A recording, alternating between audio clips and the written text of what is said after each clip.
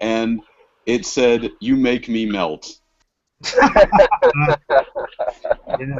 It's Yeah. cute. I had one I put on my video with like a can of a can of jet fuel and a piece of steel, like a big piece of I-beam, and it said, "You're not hot enough for me," and the steel was like crying, you know. 'Cause, yeah, a lot of people want to act like like the jet fuel really brought it down. And you know what actually would be an interesting conversation? Hmm. I'm waiting for someone to say what. I'm not going to speak again until someone says what. What? Okay, sensible conspiracy theories. Like, for instance, if it was 1990 and you said, "The government's watching us, man," you'd be called crazy. But now we know that there's a realistic version of that called the NSA. Exactly. So, yeah. Well, I mean, People have been desensitized to it now. Now it's just like, oh yeah, they're watching us, whatever. Yeah, well, I mean, there's enough people out there that they should be able to figure out whether things are real or not real.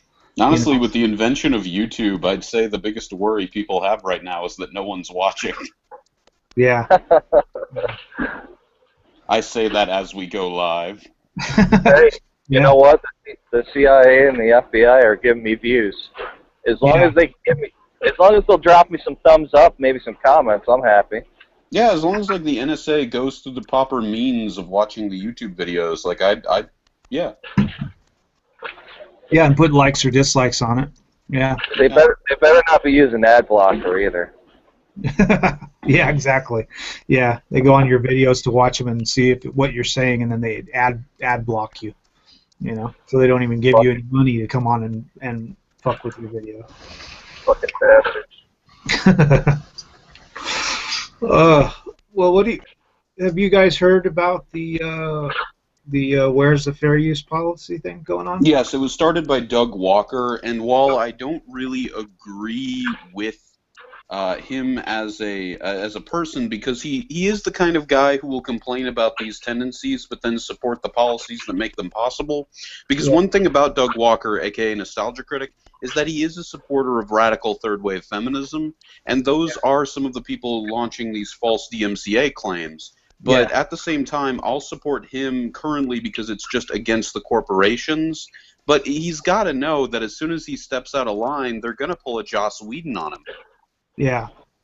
Well, there's actually the one that got me was the guy that did even more research on it and actually came up with a bunch of shit that made it even worse, sound worse than it is. I watched a video that Boogie put out today, Boogie2988, and he actually brought up some even more bigger points where he was talking about the big. There's a big corporation that actually is protecting the biggest YouTubers and making them completely they have like tons of lawyers and tons of money, and they can put up whatever they want on their channels and they won't get fucked with. And these are people that actually YouTube are actually they have their own little network that they're involved in, and that network has lawyers and money, and they've put money aside to fight the DMCA claims and allow those channels, which are people like PewDiePie and stuff like that, they can do whatever they want. They can put up they can put up an entire video of somebody's movie, and they can't do anything about it because they have people that will fight for them. But for guys like us, if we put like a 10-second clip of something, then we can get shut down. Like I'm still waiting for my Lacey Green video to get flagged because I used a clip of Hannibal. Yeah. Because like the only clip I used was at the end of my video. It's Hannibal Lecter saying, "I believe that's what they call a mic drop." Like that was it. Yeah. Yeah. That's why you see guys like Angry Joe and fucking Zero Punctuation, Yahtzee. Those guys, like you said, they'll put up whatever the hell they want, and they never get their videos taken down. Yeah, that's what he was actually talking about. I was surprised at the things that they do, where they try to fuck with normal YouTubers Well, and they're letting these big companies do it because they make money off of them, you know. So they have an interest in it, in allowing it to happen. What's up, ladies and gentlemen? I don't know if you remember, it was about 5 years ago, I think, when YouTube changed their algorithms, and a bunch of people got their videos taken down because they had music in their, like, from gameplay footage. Yeah. So, yeah. Boogie was talking about that in his video, actually. And the thing was, a lot of the bigger channels at the time, and I talked about it in my video that I did about it, where a lot of the people that got big, that we know of as big YouTubers right now, got big because of the system that was in the YouTube community like 7 years ago. That's how come they got big. And when YouTube shut that system down, it shut a lot of the smaller YouTubers down. Because the way we are doing right now, if the YouTube system would be the same way it was back 7 years ago, all of us would probably have like 10 or 12,000 people on our page. But they've set up a system that hides us. We're kind of like at the bottom of the trash can. You got to kind of search through all the trash to find us. And they've set it up that way so that their biggest YouTubers, like if you get on the site, the first person you're going to see is like Jenna Marbles and Shane Dawson. You know, like kind of the same thing that happens like if you search for MGTOW. Of course, the first channels you're going to find are going to be Karen Strong, Teal Deer, you know, the biggest channels, Sargon of Akkad, you know, Sandman. You're Sandman. You're gonna find these big channels. Batman? Yeah. Batman is a YouTuber? Yeah. You're gonna find the bigger channels. You know? I will say this though, for MGTOW videos, you tend to find a bit more diversity in searches because of the controversy those videos tend to produce. Yeah.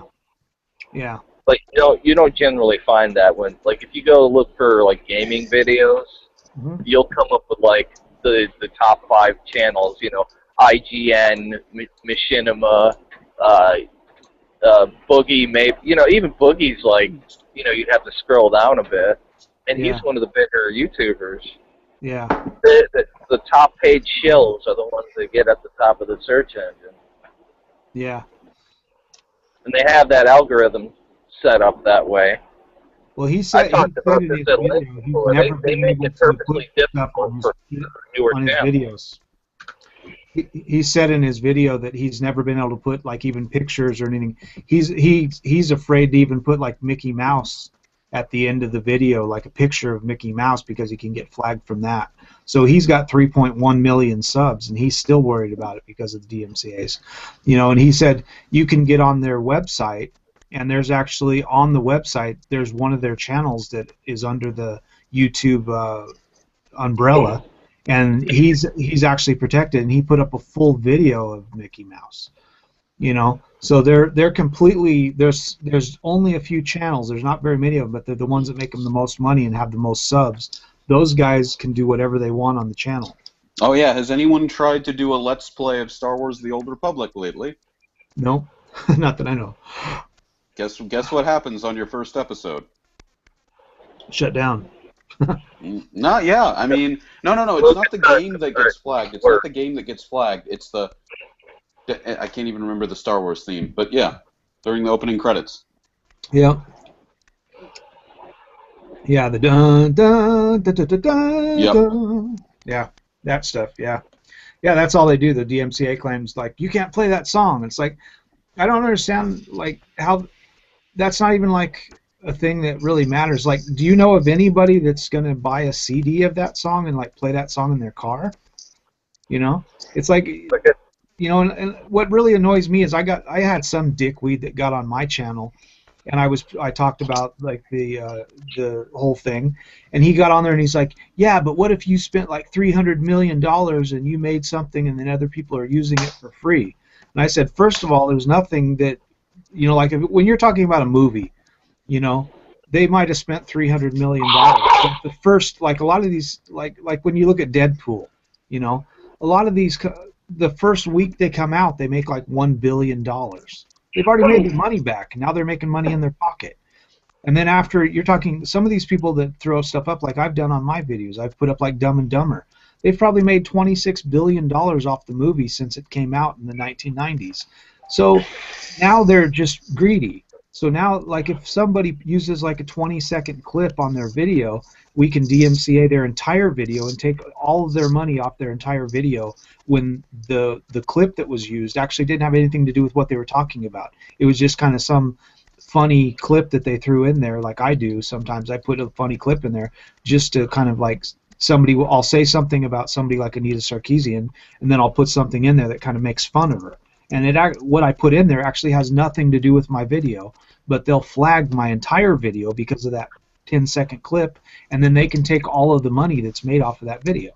And they do that to kind of get even more money off of something that they have no right to get. And this guy was like, oh, well, they have the right to do that because you used their thing. No, they don't. You're taking their entire, like, what if they did like a 25-minute video, they use one tiny little clip of like the Impossibles or something, and now the person that made the Impossibles can flag your video and take all of the profit off of your 25-minute video when you had one 10-second clip in there of the Impossibles. And he's like, oh, but that's fair. No, that's not fair. That's called fair use.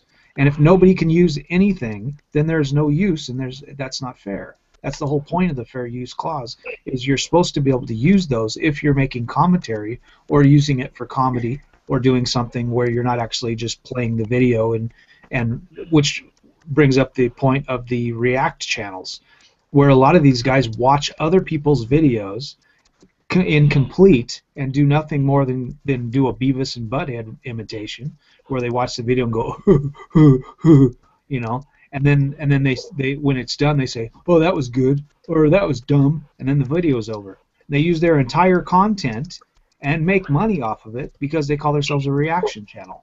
And then you got big people that everybody thinks so great, like the Fine Brothers, where it's like, what did they do? They don't do anything. They bring in like kids to watch videos of other people's stuff, and then they tried to copyright it to watch other people's content, and they're not getting flagged.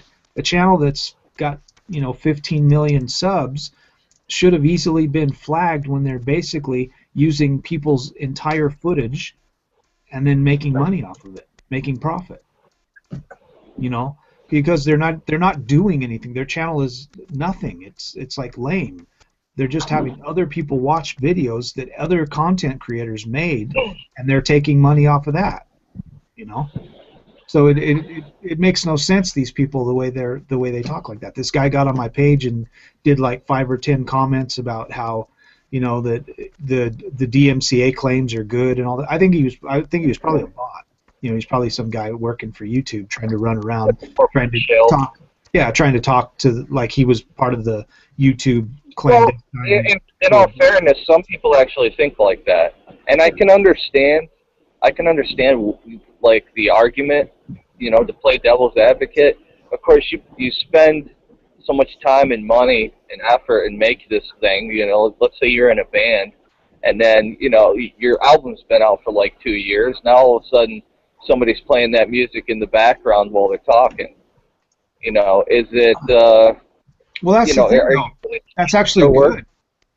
I don't see that as a bad thing. Like, a lot of times, a lot of kids don't know music. They don't know anything about music. All they know is this fucking stupid Kanye West bullshit that's coming out nowadays. So I actually had somebody come into my class one time. I was teaching vocals in college, and I had some 17-year-old kid come in my class and have me listen to this song that was by Puff Daddy, and he used a Michael Jackson song in it. And they were trying to convince me, this 17-year-old kid, that was actually Puff Daddy's song. And I was like, no, that's not his song. That's actually a Michael Jackson song. And this kid actually said, who's Michael Jackson?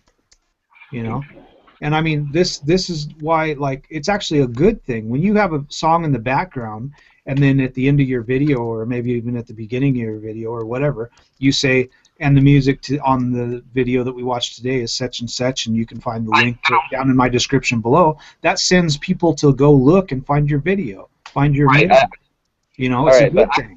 A lot of times you might just be some guy that, like, in the halls of history, you had one hit song. Well, what if you had other good songs on your video, on your album, and somebody throws that on a video, and now people start going out and searching for your music and trying to find you and buying your shit?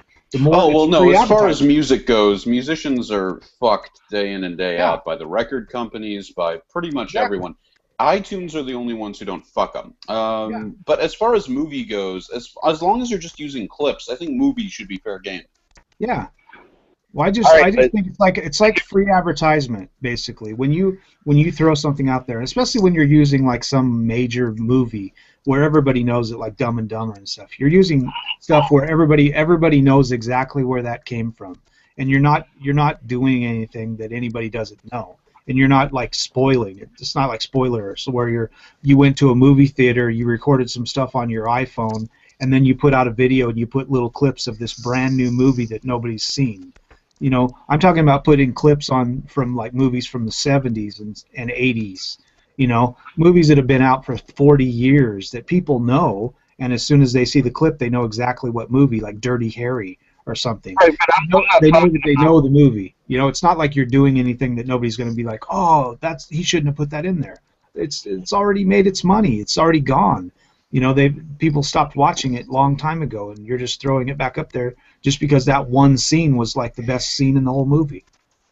but wouldn't you agree that say a band that released, again, I'm playing devil's advocate, a band that releases a brand new album, and the next day it's like on Napster and people are downloading it for free, wouldn't that be something that's Yeah, where that's the thing. That yes, but this isn't what we're talking about.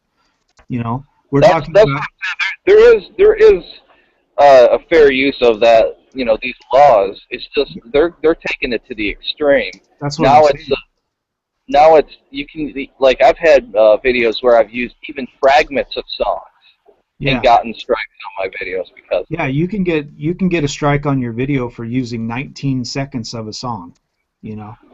So I mean, it's retarded, They've set it up, and what's really stupid is like I've had a lot of people ask me, like I'll put a song in my video in a video or something, and I'll have people ask me like, who's that song by, you know? I've had copyright strikes on my videos from music that I've gotten permission to use as well. Yeah, there's people that actually have their channels flagged and taken, like the whole channel taken down because they used a song from a band that they actually contacted and got the rights to use it, and they have to show them. They send it to YouTube, and they go, I have the right to use the music, and they send them all the information that shows that they have the right to use it, and then YouTube doesn't even get back with them for like 2 or 3 weeks, and their channel has been completely removed from YouTube, and they can't even get on their channel until YouTube responds and says, oh yeah, I guess you're right, and then they put their channel back up. And the problem that a lot of these people are having with this where's the fair use, is when they make fake claims like that in the normal court, if you make a fake claim, then you're going to get charged for that. But in this case, these people can run around the internet and make fake claims on as many channels as they want, and when all of the claims are shown to be false, they don't get anything. They don't get any like repercussions from that, which is why they continue to do it. If they and the other problem is when they make the fake claim, all the money that you're making off the video now goes to them. So until you can prove that it's not the case. So they can go around and make claims on everybody's videos and steal all their money from their video and the views. All the views go to them as well. So they can steal all your stuff, and then when it's proven to be false, you get your channel back, you get your money back, but all the money that they made off of you and all the channel views, they get to keep. And that's why they do it. That's how the system is set up through YouTube. That's bullshit. So basically, god damn, that sounds awful. That sounds like during the fall of the Roman Empire when there were little Roman outposts and Vishnugoths would just come in, fuck them up, and leave. Yeah, that's how they have it set up now. And a lot of people don't realize. They think the fair use is like, oh, it's perfectly fine. The way I look at it is like, if somebody puts a song in the background, I can understand if it's like it's out there in front and like you've got it totally loud and it's overpowering your video and you're just putting like pictures up on your thing and you're not even doing anything content wise really. But when you're doing like something like the video we're doing right now, and in the background there's a song playing, and then you say like, today our background music was this such and such band, that's going to get people to listen to that band and go find them, even if it's a new album, because it might be some album that a lot of people were like, I don't want that fucking album, or like a lot of people don't buy as music. far as the Free music goes, advertising. again, with the music, I'm always gonna side on the bands, and I honestly I would say that a lot of bands do have expressed their own issues with the unfair copyright policies, Yeah. and with Well, the like, people who get attacked just because they're advertising basically for free for their music. yeah, exactly. The guy that really pisses me off, that has always pissed me off, I love him. He's a great songwriter, but he's a fucking asshole, and I hate him for that, is Prince. There was a DMCA claim. There was a DMCA claim put on a video that somebody took a picture of their kid on an iPhone dancing to a Prince song, and the video was only 29 seconds long, and it had like 6 million hits on it because it was just a cute video of some little kid dancing to a Prince song, and I think it was like Kiss or something, you know. And he had a DMCA claim, and they took the video down for just taking a picture of your kid when you're standing in your kitchen and the kid's standing there dancing. So you turn on your phone and take a picture of it and then put it on YouTube and be like, oh, isn't this a cute video? That's taken down. That kind of stuff is just bullshit. There's no reason for that. That's going too far. And Prince has it set up that way with all of his music. He won't let anybody use any of his music unless you pay him. And even if you ask to use his stuff and say you'll pay him, a lot of times he still says no. You know, he's I heard a, a lot of guys are like that in the music industry. They're fucking assholes. I heard a good suggestion from a buddy of mine works at Rant, and he was telling me basically the music they use for their for newsreel is almost all of it. I believe all of it actually is indie music. You know, garage bands, stuff like that. Yeah. And I think that'd be a good idea if people start doing that, and then all of a sudden, you know, all this free ad revenue and advertisement for these mainstream bands will go out the window. Yeah. Well, I'd like to set up a site where people that are writing music online could put that music in, and you would kind of be like a way for people to come on to your site, grab full songs, and put them on your videos, and you have. Well, actually, for free. There are a lot of You know, because then those people could get free advertisement, and those people that are not even, they don't even have anybody representing them besides my company or something, and they would actually get all these people on YouTube to be using, like people like Jenna Marbles or somebody, to put one of these songs on the back of her video while she's talking or something, and then they put it in the description, and people would go find their music on like, you know, on MP3s and stuff, and be able to download their music and maybe pay 39 cents or something. But when you have, you know, 50,000 people that do that, you just made a bunch of money, you know. So that's what they need, because a lot of these huge companies, I've always been pissed off at them, that, you know, these big guys like the fucking guy from America's Got Talent and stuff that owns a fucking record company. These guys push a certain agenda, and that's why all the music sounds the same. And that's why we're getting a lot of cookie cutter fucking bullshit, because that's what they think sells. Because they're pushing that. And I always suggest good sites or YouTube channels with free to use music that you can just download the video of and separate the audio, and then you have like a great soundtrack. I've done 2 videos and with music, and they're all made. One of them was my what was it? I was. Oh God, I can't remember when I did this, but I did a romantic shipping of Neil deGrasse Tyson and Richard Dawkins, and I used a guy named, oh God, it's gonna be, God damn it, I have a chance to plug for these people and I can't remember their names, but I used a symphony guy, and it was very good romantic music, and it was funny because it was clips of them coming out on different TV shows together. Peter Gondry? No, not Peter. Not a Peter. It's not a Peter. But there's one I can recommend because it's just 4 letters, BRNC. Because the other one I did was with like I was playing DC Universe Online, and I have a Sinestro core member, and I need like a montage song for evil villainous stuff. And basically, BRNC is free rock and metal music, and it's quality shit. It's not like some basic crap with the same beat all the time.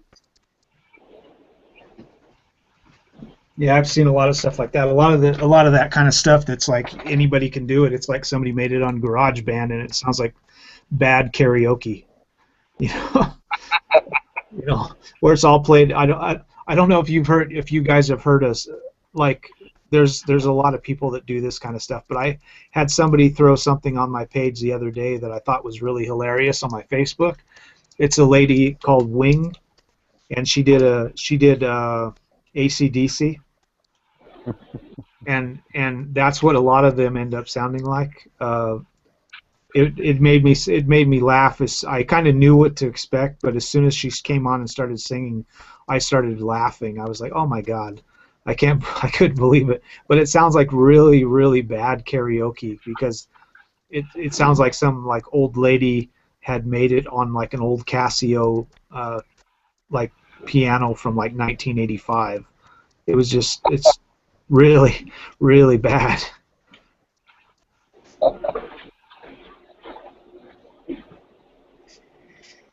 Yeah, and a lot of them are horrible. Like there's like a lot of generic, no copyright music channels that are they're terrible, they're horrible, they're awful, they're like stuff you'd put in like a kindergartner thing. Like they're actually good for informative videos for kindergartners. That's where I'd put them. But like when you're talking to feminists, you mean? Yes. That's the kind of stuff like, you have to do for them. Lacey Green, this is what rape statistics are. Yeah, and then in the background, it's like you're playing like purple dinosaur music. Barney was a psych. Yeah, that's actually a form of torture we tried on Iraqis in the early 2000s. Yeah. Solitary confinement with the Barney the Dinosaur song. Anyway. Yeah. I would like scoring yakety sax to any conversation with a feminist. That'd be funny. Well, listen, I'm not going to play a bunch of this because even this horrible fucking song might be copyrighted. You never know. But it's a song by, I think she's Chinese, but her name is Wing. And she wrote this. I don't know if she wrote it or if she was in some karaoke place and like recorded it. But it's featuring "Highway to Hell" by Back in Black.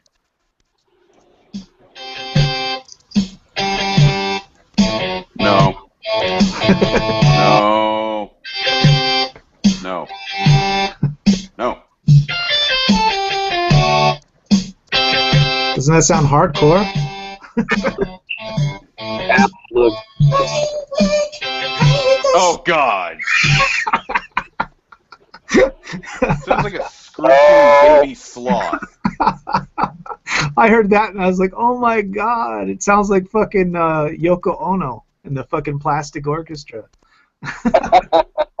It's like so horrible. When I heard that, I was like, oh my God! It sounds horrible. Oh, I put that on my Facebook. I couldn't believe it. I was like, oh my God. Too funny. Too funny. There was a YouTuber, a really popular YouTuber back in the day. I think he was an Asian dude too. I don't know if you remember this guy, but he used to sing like Britney Spears songs and shit like that. Horrible, horrible singer. But people used to watch him. I guess he got really popular off that. I think his videos got taken down too.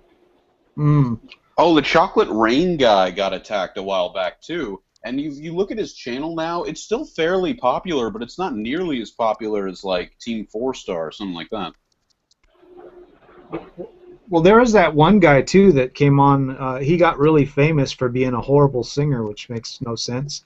The guy that came on America's Got Talent, and he was that Chinese guy, and he did that really stupid song, and he was like kind of a dorky kind of like computer nerdy kind of geeky Chinese dude, and then he got a fucking record contract out of it and got popular from singing like horribly. He was a horrible singer, had no timing, was like awful, and he put out an album of singing that song that was so bad, and he got popular from singing that stupid song. Yeah. Was that the Shebang guy? Yeah, that guy. Shebang, yeah, I remember him. Shebang, and he was like off key, and he wasn't even on time.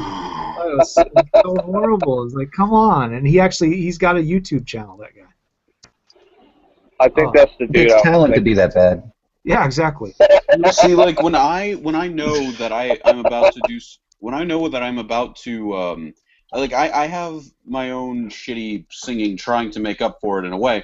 I try to make up for it with being overtly animated in my voice. Like it wouldn't be something you could dance to, but it's something that wouldn't make your ears bleed. That's only in emergency cases where I'm forced into a position where I have to sing.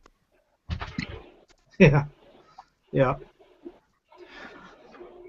Yeah, that's something I want to actually do because I've got a degree in that. I have a PhD in music education and composition, and that's something that I want to do. I want to set up a channel or set up a site that actually has music that I basically just like recompose music that is already made that can't get copyrighted because it's kind of like it's completely revamped. And actually that is a good that is a good question and a good topic.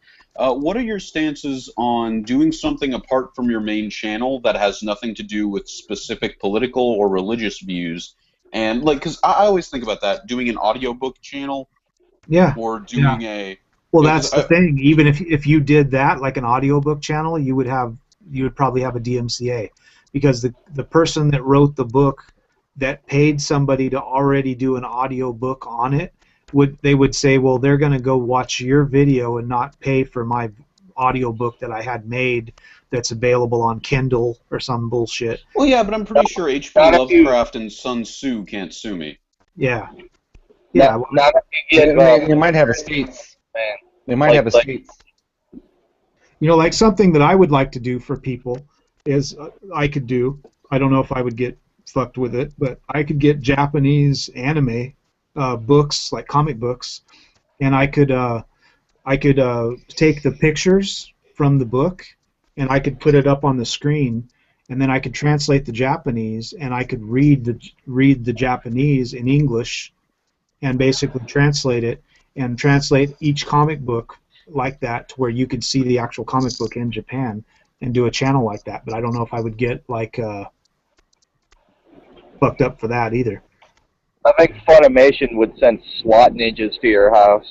Well, I don't know. Marvel and DC seem pretty lighthearted on the whole comics on screen and YouTube thing, because I've been reading the Sinestro Corps comics on a thing called Brandon Hex, and it hasn't been DCMA'd for about 5 years. Yeah, I mean, that's the thing. You never know. It's all hit and miss, and you don't have any idea. Like maybe they just don't know. And as soon as somebody like clicks your channel, everybody comes at you at once. They've got like all these people that come on your channel at once, and then what they can actually do is they can take. This is what's really fucked up about the YouTube system is if they spam that video with like blocks, you know, or something where they take your copyright claims. They can actually take all of the revenue and all of the views that you've received previous to that. So if you've had a video up for 5 years, sometimes they're just waiting. It's like an investment for them. They'll let a lot of people watch it and a lot of money be made off of it, and then they can come on there and they can DMCA it, and then they can take all of the views and all of the money, everything off of that video, and they get to keep it. You know? So in some cases, it's not that they don't care, it's that they're waiting for it to see if it makes them any money. You know? And that's what's really fucked up about the YouTube system. They've set up a system that makes people want to fuck with other YouTube creators to make money off of them and steal their money. You know? That's why I think it was last year where I basically groomed my channel. I took out all of the copywritten material, even the ones where it just said, "Oh, we're going to put for advertising on your video." Yeah. I have a few of those now, but it's only like I can count it on one hand. Yeah. And it's for that very reason, because if all of a sudden they all get a bug up their ass all at once, that's it. My channel's down. Exactly. And I'm not, yeah, I never understood. That's the thing you guys need to know is like the way they've set up the system, that you don't even have to have anything on your channel. All you have to do is have some, and this is what's really fucked up about it, the way they've set it up. the feminist, a feminist can come on your channel. They can flag you, like 3 or 4 of them. They can flag you for DMCA claims, and they will actually shut your channel down for 30 days. And then you have to contact, YouTube and all this stuff. And what you end up having to do is you actually have to give them your address and all your information and stuff like that. So it's a way for them to dox you. And a lot of feminists and a lot of like Christians that are fucking with like people that have atheist channels like the Amazing Atheist, TJ Kirk and stuff, they can actually get your information to dox you through doing this. Plus, they can make these fake claims and get your YouTube channel suspended for an entire 30 days, and then in 30 days they can actually reinstate the claim and do it another 30 days. So they can get your channel shut down for like 2 months with nothing, like you haven't even done anything. They can just make the claim. And well, no. You see, with me, I'm not worried about being doxxed. Without any joking involved, I'm well within my rights to perform my own self-defense if attacked. Yeah. The worry I have is that genuinely, like, I am 20 years old, I'm a college student, I still live with my parents. If that happened, my address got released and someone wanted to get violent with them, I know they would probably like to think that they could kill anyone, but they're old. Yeah. Yeah. Yeah, that's how most people are.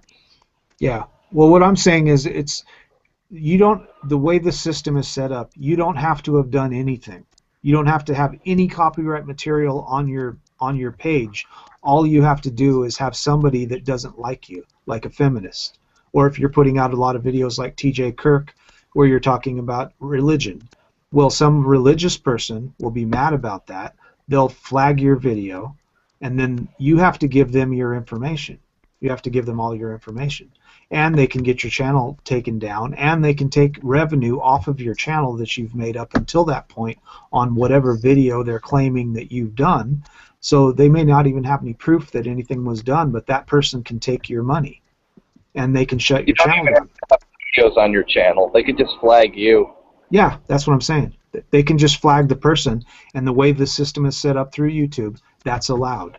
And once they find out that there's no reason for you to be flagged, and they reinstate your channel, which can take up to 30 days, then the people that made the false claim, they can go out and make false claims on other people as well. And they don't also because this will repercussion. There's no repercussion on that person that made that fake claim. Which it's the only way that it's kind of like with feminism and being drunk and making rape claims. The only time that they don't have agency is when you're talking about this. That's the only time that you don't have agency. Every other thing they can do. So when you're going on somebody's channel and you're making false claims, they can do that and they get nothing from it. There's nobody that comes and says like, hey, you've made a false claim on this person, so now you can't make a false claim on anyone else for another 30 days, which would be fair. That would be something. I'd say have it be like the 3-strike rule. Yeah. Yeah. If they false claim somebody 3 times, 3 people, then they can no longer use the flagging system. Exactly. Yeah, and here's for me and for the viewers, because here's the thing: I monetize my videos. That money is going nowhere. I have no means of obtaining that money, if it even makes me any money. But at that same time, take me through the importance, because this is what I do. Because I understand the whole thing about people getting their videos taken down and people getting their channels suspended. So what I always do is there's a great website called minds.com, which is like this copyright-free zone where you can upload really pretty much anything, and the DMCA process there is much more fair. You can argue very easily to keep things up. And I've put backups of all of my debunking videos on that website and on my channel on that website. Think of it like a combined YouTube and Twitter as far as that works. That's how it's kind of set up. And and that's what I do. Now, what I want you to take me through is the importance of making money on YouTube, because the way I always saw it, it's always such little cash. And if it's going to make me such little cash anyway, I usually just advertise for charities when it fits the video. Well, that's a common misconception. It depends on what you're doing. I have a channel where I only have 1,600 subs. I have like almost 1,600 and a half subs, and I just got paid through my network, and I'm part of a place called StudioTV.com. And I actually got $378, which actually paid all my bills. You know, they paid all my my heating bills and everything. Was that like annually or what? No, what was that? No, that was for December. Oh, okay, so it's monthly. Yeah, I get paid every month on the 7th. That is not bad. If you're also pulling down like a part-time job, that's not bad. Yeah, I got $378 for December. So it's the thing is like you don't have to, a lot of people have this misconception that you need subs, you know, and that's how you make money, and that's not how you make money. You make money with views. So there's a lot of guys that you'll look on the internet that have like 2,000 subs, and they'll have a video with 145,000 views, you know, because they and also aren't there networks that try to screw you like Machinima and Freedom? Yeah. Well, the thing is like, say, there's a lot of people that pay for it and they actually get money, and that's how a lot of these channels that we have now that are big, that we think of as big, are getting big, because they buy views, they buy subs, they buy likes, all that stuff. They're getting that money through means that we don't have, and YouTube will say like it's illegal for them to do that. But I believe that those companies that sell views and sell like stuff is from YouTube. That's YouTube, and they're actually making even more money off of the people that are using their site. Like if you want to have a big channel, they'll allow you to have a big channel as long as you pay them for it. So if you pay $5,000 to YouTube, to one of these sites, you can actually get 1 million subs. And you can get likes, you can get like 100,000 likes. And the thing is, if you look at most people's channels that haven't done that, you'll see like they'll have 100,000 or 150,000 subs, and when they put out a video, it'll have like 10,000, 10,000 people that have watched it, and it'll have like 1,000 likes, and that's a normal channel. That's how it normally works. You usually end up with 1/10 of your subs that watch your videos. So when you see a channel that has like 1 million subs, they might only have, like each video they put out, they might only have like 150,000 people that have watched their video. But when you see a person that has a site that has like 100,000 subs, and they put out videos, and every video they put out is like 400,000 likes and 400,000 views and shit like that, that's fake. That tells you right away that's fake, because that doesn't happen. Normally that won't happen. So with and this is actually this actually ties into, and this has nothing to do with monetary gain. Yeah. What I'm asking about, and what I was asking about before, but I think you misunderstood me, is because for instance, this sometimes talks about politics, right? This talks about politics, political issues, finance, religion, stuff like that, right? Yeah. Okay, so what about making, if you're going into just entertainment, a separate channel? Because this is the thing I always got concerned with. Would the audience be thrown off by coming from a specific point of view, and they wouldn't be able to enjoy the content? That's really the question. That's the thing. Whatever you're talking about, there's a market for it. Doesn't matter what it is. Like, that's what's cool about YouTube. You're looking all over the world. So no matter what you're talking about, it doesn't matter what it is. You could be talking about lamps. There's people around the world that want to hear something about lamps, and they'll find your videos. They'll search on YouTube and look for lamps, and they'll listen to you talk about lamps. So there's somebody who watch your video. The problem is the way the YouTube system has been set up. They've made it harder and harder. So if you're looking for videos on lamps, you'll find the guy that has the most subs. Is the way it is. And it used to not be that way. So that's why people like College Humor and the Young Turks have so many subs, but their views are generally mediocre. Yeah, at best. like yeah, they got like I think now they've got like 2.8 million subs. But mostly like 2,000 views. Exactly. You watch their videos, and at most, depending on what they're talking about, they might have like 20,000 views on a video at most. Well, I don't know. I came across this YouTuber the other day. I was watching another video, and she was just so freaky looking. She didn't look real. I had to look her up. Like, she's got 1 million subs. But in this, I noticed this goes across. Like, she has a little over 250,000 views on this one video. So she has 1 million subs, but 250,000 views. Right. And 15,000 likes and 2,000 dislikes. Yeah. Now that's the percentage I normally see. I normally see that I normally see like a 25 to 20% viewer rate. Yeah, that's normal. Yeah. Yeah, and then I get like 10% thumbs up, and I see that.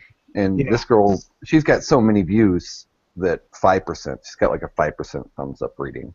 Yeah. But yeah, I mean those are about your numbers. You're going to get about 20%, 25% of your subs in views. Or you're going to have like a very low viewer count, and I've seen this a lot, like 2,000 or 20,000 subs, and then like 1 million plus views. Exactly. Actually, MGTOW Round Table. Yeah. Is that your only YouTube name? No, I have 5. Okay. Yeah. Which one would you want me to address you by? The MGTOW Round Table right now. I'm okay. My main channel is actually, it was started out as a atheist channel about 9 years ago, and if you search for my channel, it says Shi-nu Asami, but okay, no, you're a subscriber to me. Okay, thank you. But the real channel name, when people look up for me, is actually the Zombie Desert Deity. That's my real name of my channel, because I started it out as a Zombie Desert Deities, an atheist channel. You know, so I mean, that channel, I've had that channel for a long time. That's the one with 16,500 subs. You know, and like I say, I get like 20 or 30,000 views on a lot of videos I put out, and that's where you make your money at. I do videos that I try to get people to watch, and then I have so many sites. I have like 25 sites that I'm on all over the internet. So every time I put a video out, I throw that shit all over the place and get all kinds of views. And that's what you have to do. You can't just put out a video on YouTube and then expect for people to watch it. I understand. You have to like throw it all over the place. I've got so many sites that I have. If you look in my descriptions of my videos, you'll see like all the sites that you can find me on. And on each video, there's like 20 of them. You know. All right. What I was gonna ask. And thank you for the financial advice, though. Yeah. But what I was going to ask one thing, was just before you talk, you were telling me you don't know how to make money on your site, and that you're actually monetizing your videos. It's very easy to do. Go to PayPal and make a PayPal account. If you don't already have one and you're using like eBay or Amazon, you have to use PayPal anyways. Go to your YouTube site, and you can go in there, and it'll ask you about monetization.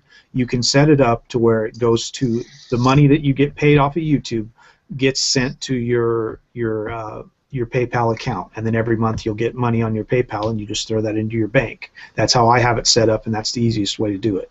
And a lot of people don't go that step. They just put monetization, and they keep getting monetization money, and it might only be, you know, $50 a month or something, but it's something. And if you're not having that sent to your PayPal account, then it's just gone. You're not getting any of that money. So it's better to get something than nothing.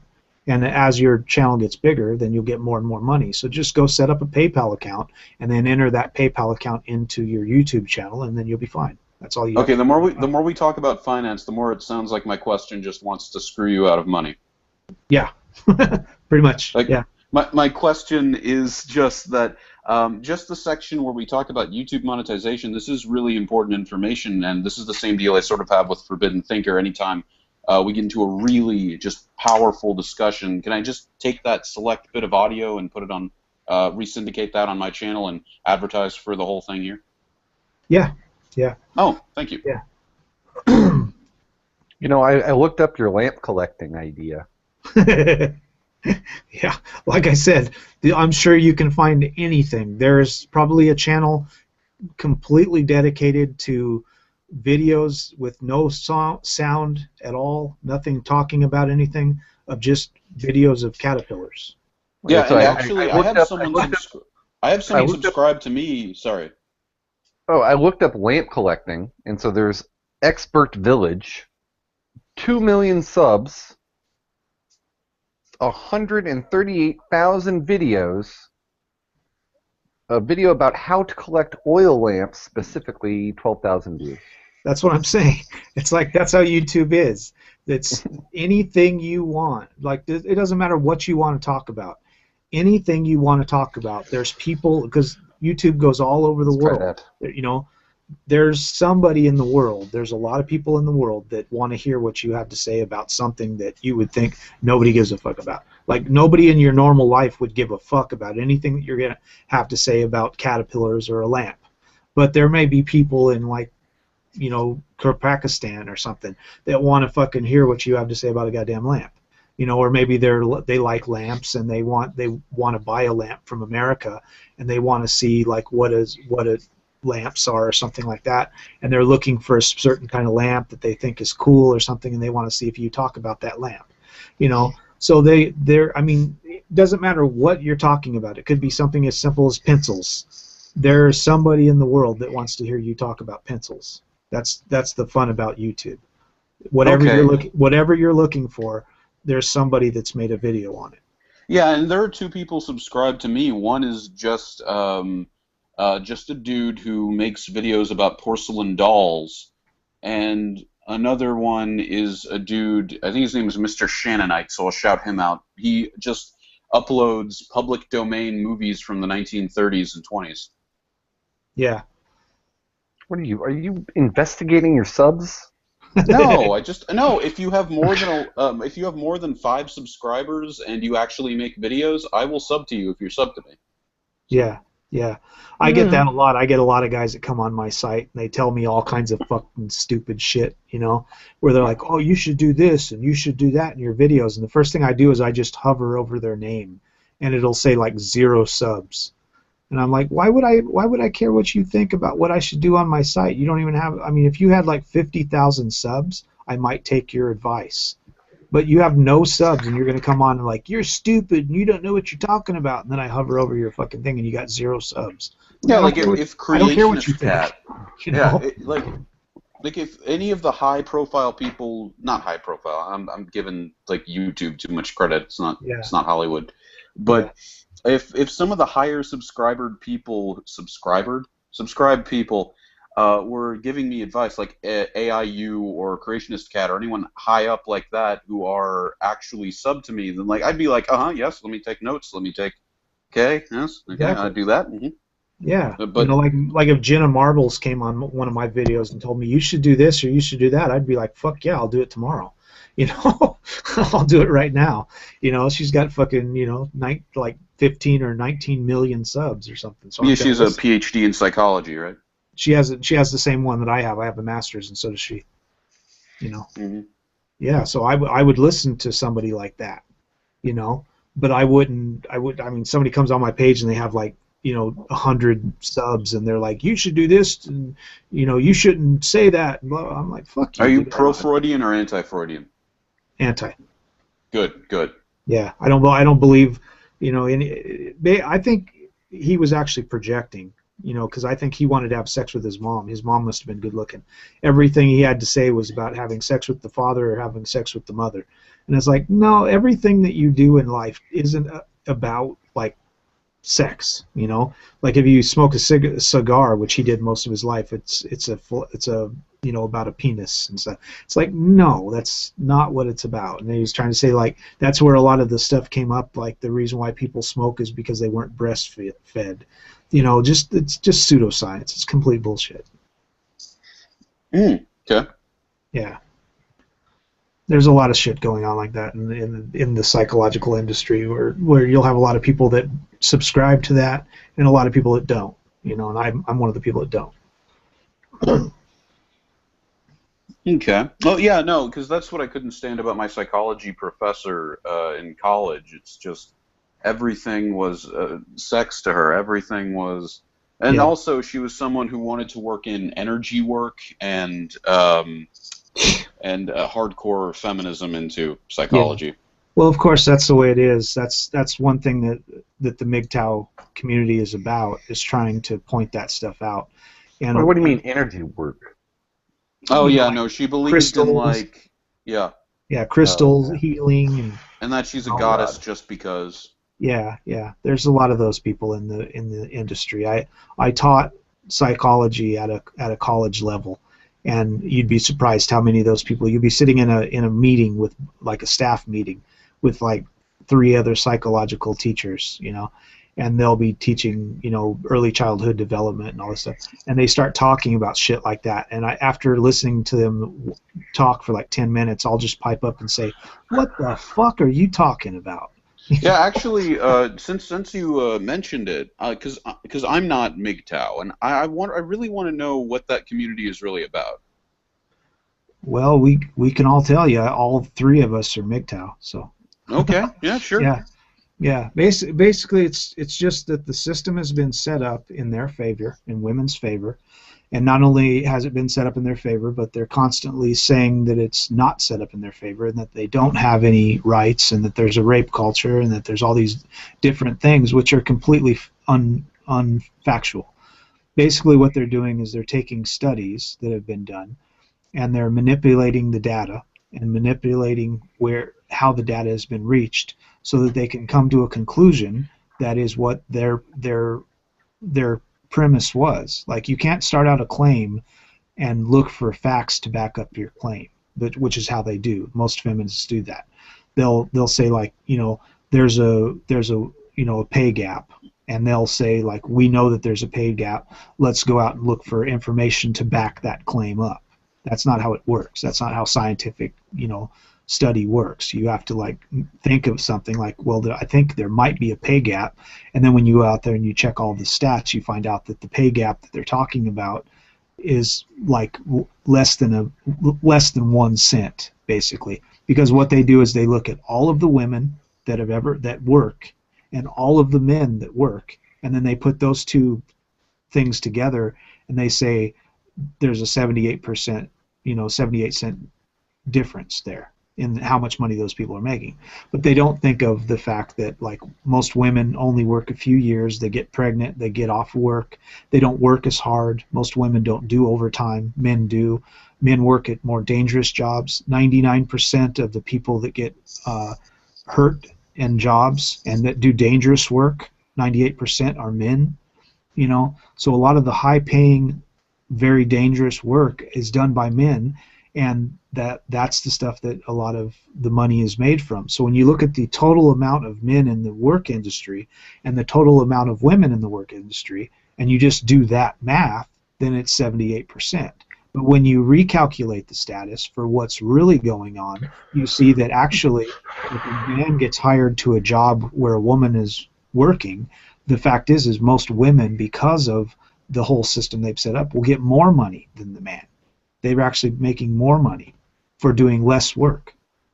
They'll work an 8-hour workday, and a man will work a 10-hour workday, but they'll pay them the same amount of money just so that the woman won't feel like she's being, subjugated to a man or something like that.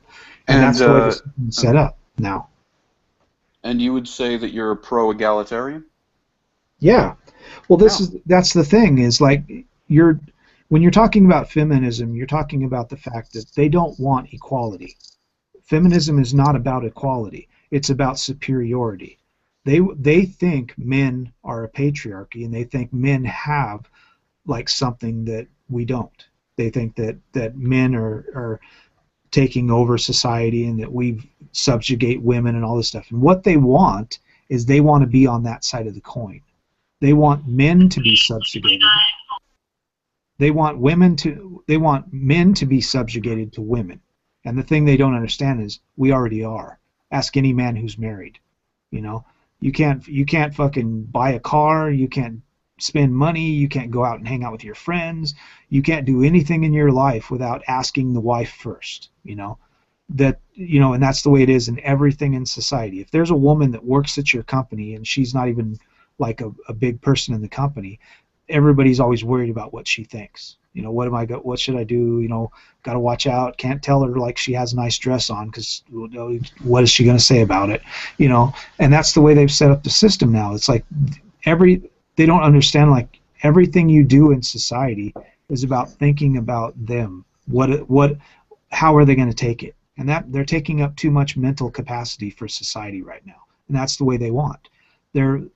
Most people in society nowadays have a hard time being noticed and being recognized. That's why YouTube is such a big thing, because most people nobody in their own life really gives a fuck about them. So they can get on the internet and they can have like 20,000 people in other countries that like them, and in their own life they don't have any friends. You know, so it's a way for people to basically be narcissistic. And the way feminism works is that's how it works. It's a narcissistic cult. And they can actually say, like, well, nobody gives a fuck about me, so I'm going to tell them, like, you have to get the right pronouns, and you have to get this, and you have to say that, and you got to constantly think about me when you're just a person, and I don't give a fuck what you think. I'm living my life, I'm doing my stuff, and I don't really care what you think. I don't want to even associate with you. And they don't want that to be the case. They want to be in your business, and you have to constantly be thinking about me, and if you don't, then I'm going to take you to HR, you know, that kind of stuff. And their whole system is set up that way, and they want to continue to push the narrative that it's not set up that way. You know, in school systems right now, 68% of teachers in school are women, and it has been that way for 25 years. The system is set up to teach boys in a female mental capacity. They don't even teach in colleges anymore how to teach or how to do psychological work on boys. They don't because they don't know. Most women don't know how to sit down with a boy child and get through to them. They don't know how to do that because they only learn the female way, because the feminists teach them that that's the only way to be. So that's why you have so many kids nowadays that they say are ADHD. I think you might be throwing a bit too much at them to answer the questions, and you might be covering too broad of can I tell you my personal experiences with the concepts presented? Because I'm 20 years old. I do have to put up with the crazy feminists at my college. Thankfully, they're easily identifiable because of the rainbow-colored hair. And you know, and my 1302 history professor, I think, was a case of affirmative action gone wrong through feminism. She was someone who did not know who Winston... Keep in mind, the time period that she was teaching, this is like a comical story, I'm going to get to some depressing stuff later, not about me, but about a friend. And the time period that she was covering was 1809 to modern day, American history. She did not know who Winston Churchill was, and she did not know a single goddamn thing about World War I or World War II. And this woman was a history professor. But can I ask, was that a state university? It was a community college. Okay, well, there you go. Fair point. Yeah. Fair point.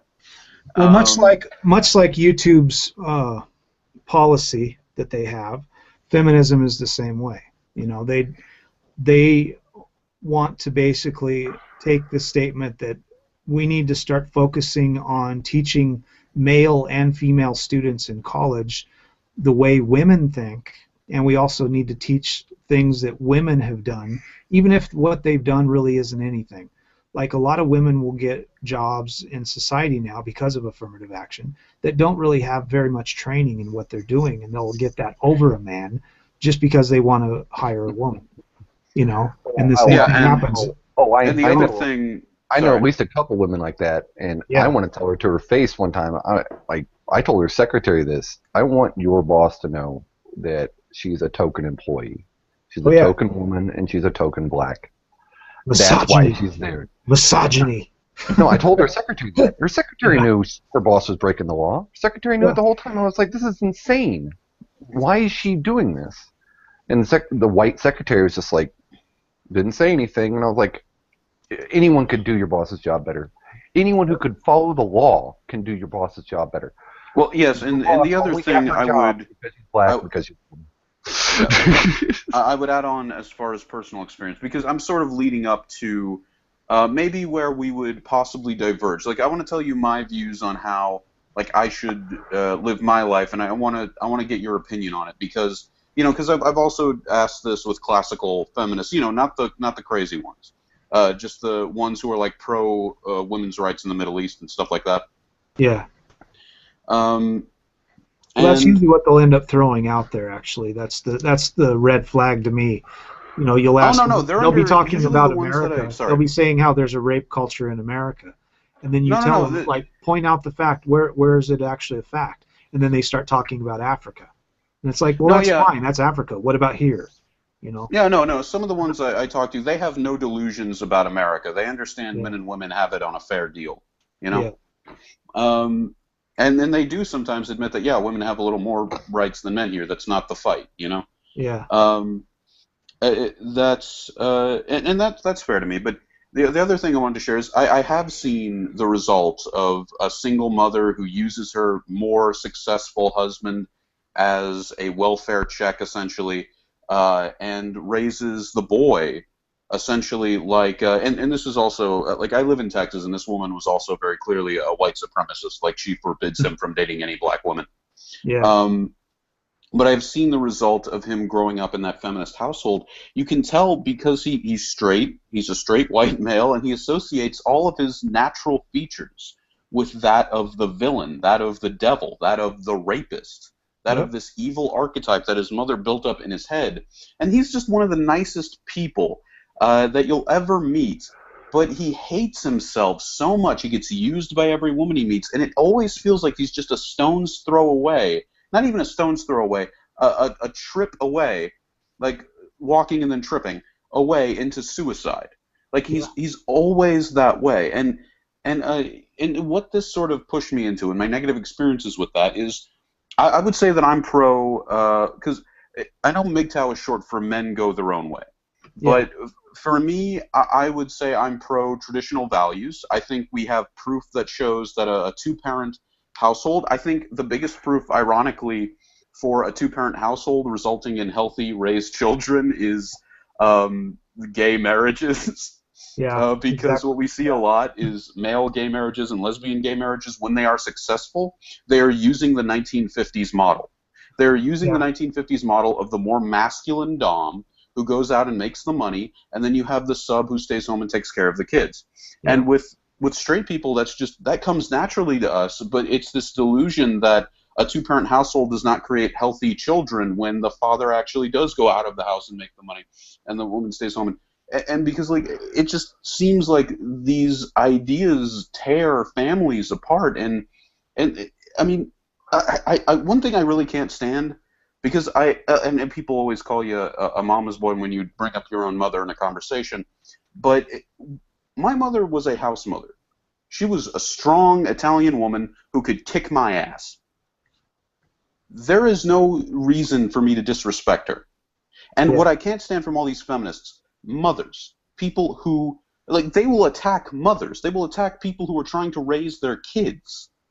Like, it's not okay. And one of the reasons I do go harder on feminism than I would any MRA is because the feminists are in favor of things that genuinely harm small children, and not just male children, female children too. Yeah. Well, we've seen from a lot of the studies that, like, 80% of strippers, this is what's funny, it's across the board, 80% of strippers come from single-parent homes. And 80% of prison inmates, female and male, are both from single-parent households. And the thing you need to understand about MGTOW is it's called Men Going Their Own Way for a reason. You're right. The psychological data shows that a single-parent household is not going to be as good for children as a two-parent household. But what the men's rights and not really the men's rights, but the MGTOW movement is talking about is not becoming a father, not being an ATM machine for a woman, not allowing her to get that kind of power over you, and not allowing her to steal your wealth for the rest of your life because she allowed you to have the golden uterus, for a night. Well, that's what MGTOW is about. It's about not falling into the trap of allowing a woman to give you the use of one night of her golden uterus so that you can pay for the next 18 to 20 years to keep her in cigarettes, you know. Well, yeah, no, I would say that I have a very strong idea of what a family should be, and that concept definitely occurs to me, and there are definitely women like that.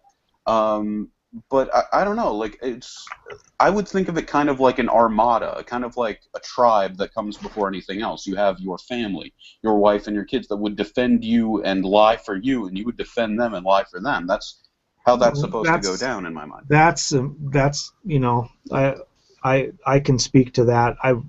In college I had to do a lot of therapy and do like little internships in you know, where I was talking with like married couples and stuff. And what we see is basically in the first 5 years of marriage, about 50% are divorced, and within 7 years, now within the last basically 10 years, within 7 years, all of them are divorced. So it's basically nobody is staying together, and it's because the system that's been set up is most people have no idea because they were raised in a single parent household or they had some, you know, almost prostitute as a mother where she had like 15 different boyfriends while they were growing up. They don't have a basis in what a relationship is. They don't understand what a real relationship is.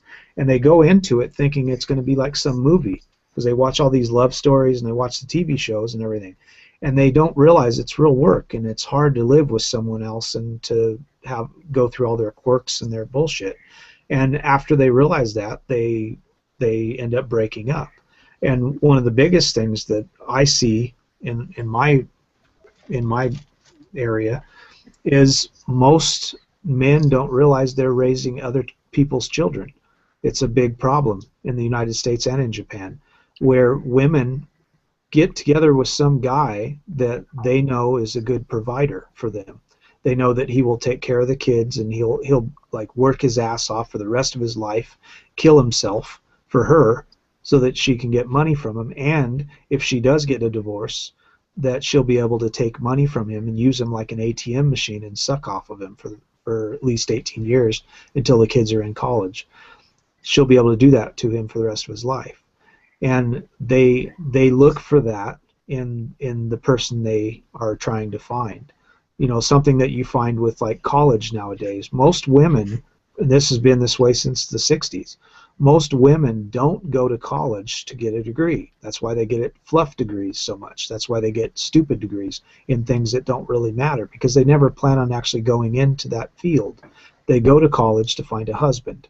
That's what they're there for. And they're looking for somebody that can provide for them. They're looking for statistically from the women I've met at college, that makes sense. That's what they want, and that's we're having problems with now, because right now 68% of the graduating class, and this has been this way for over 20 years now, 68% of the graduating class in colleges all around the world, especially in America, are female. And when you go into classes right now, 100% of the people that go to college, that enter into colleges in the United States, only 25% graduate. And most people end up with debt and no degree. You know, they end up getting kicked out because they get bad grades and stuff like that. So what you end up finding is a lot of these people, 68% of that 25% that's left from people that went to college, 68% of those are females that are graduating. And they're graduating with really fluff degrees that don't do them any good in society. And because of that, we have all these women that are in colleges now, and that the administration is giving a bunch of money to keep them in college, to get these people to come to their college because they know those people are going to graduate. Makes them look better that way.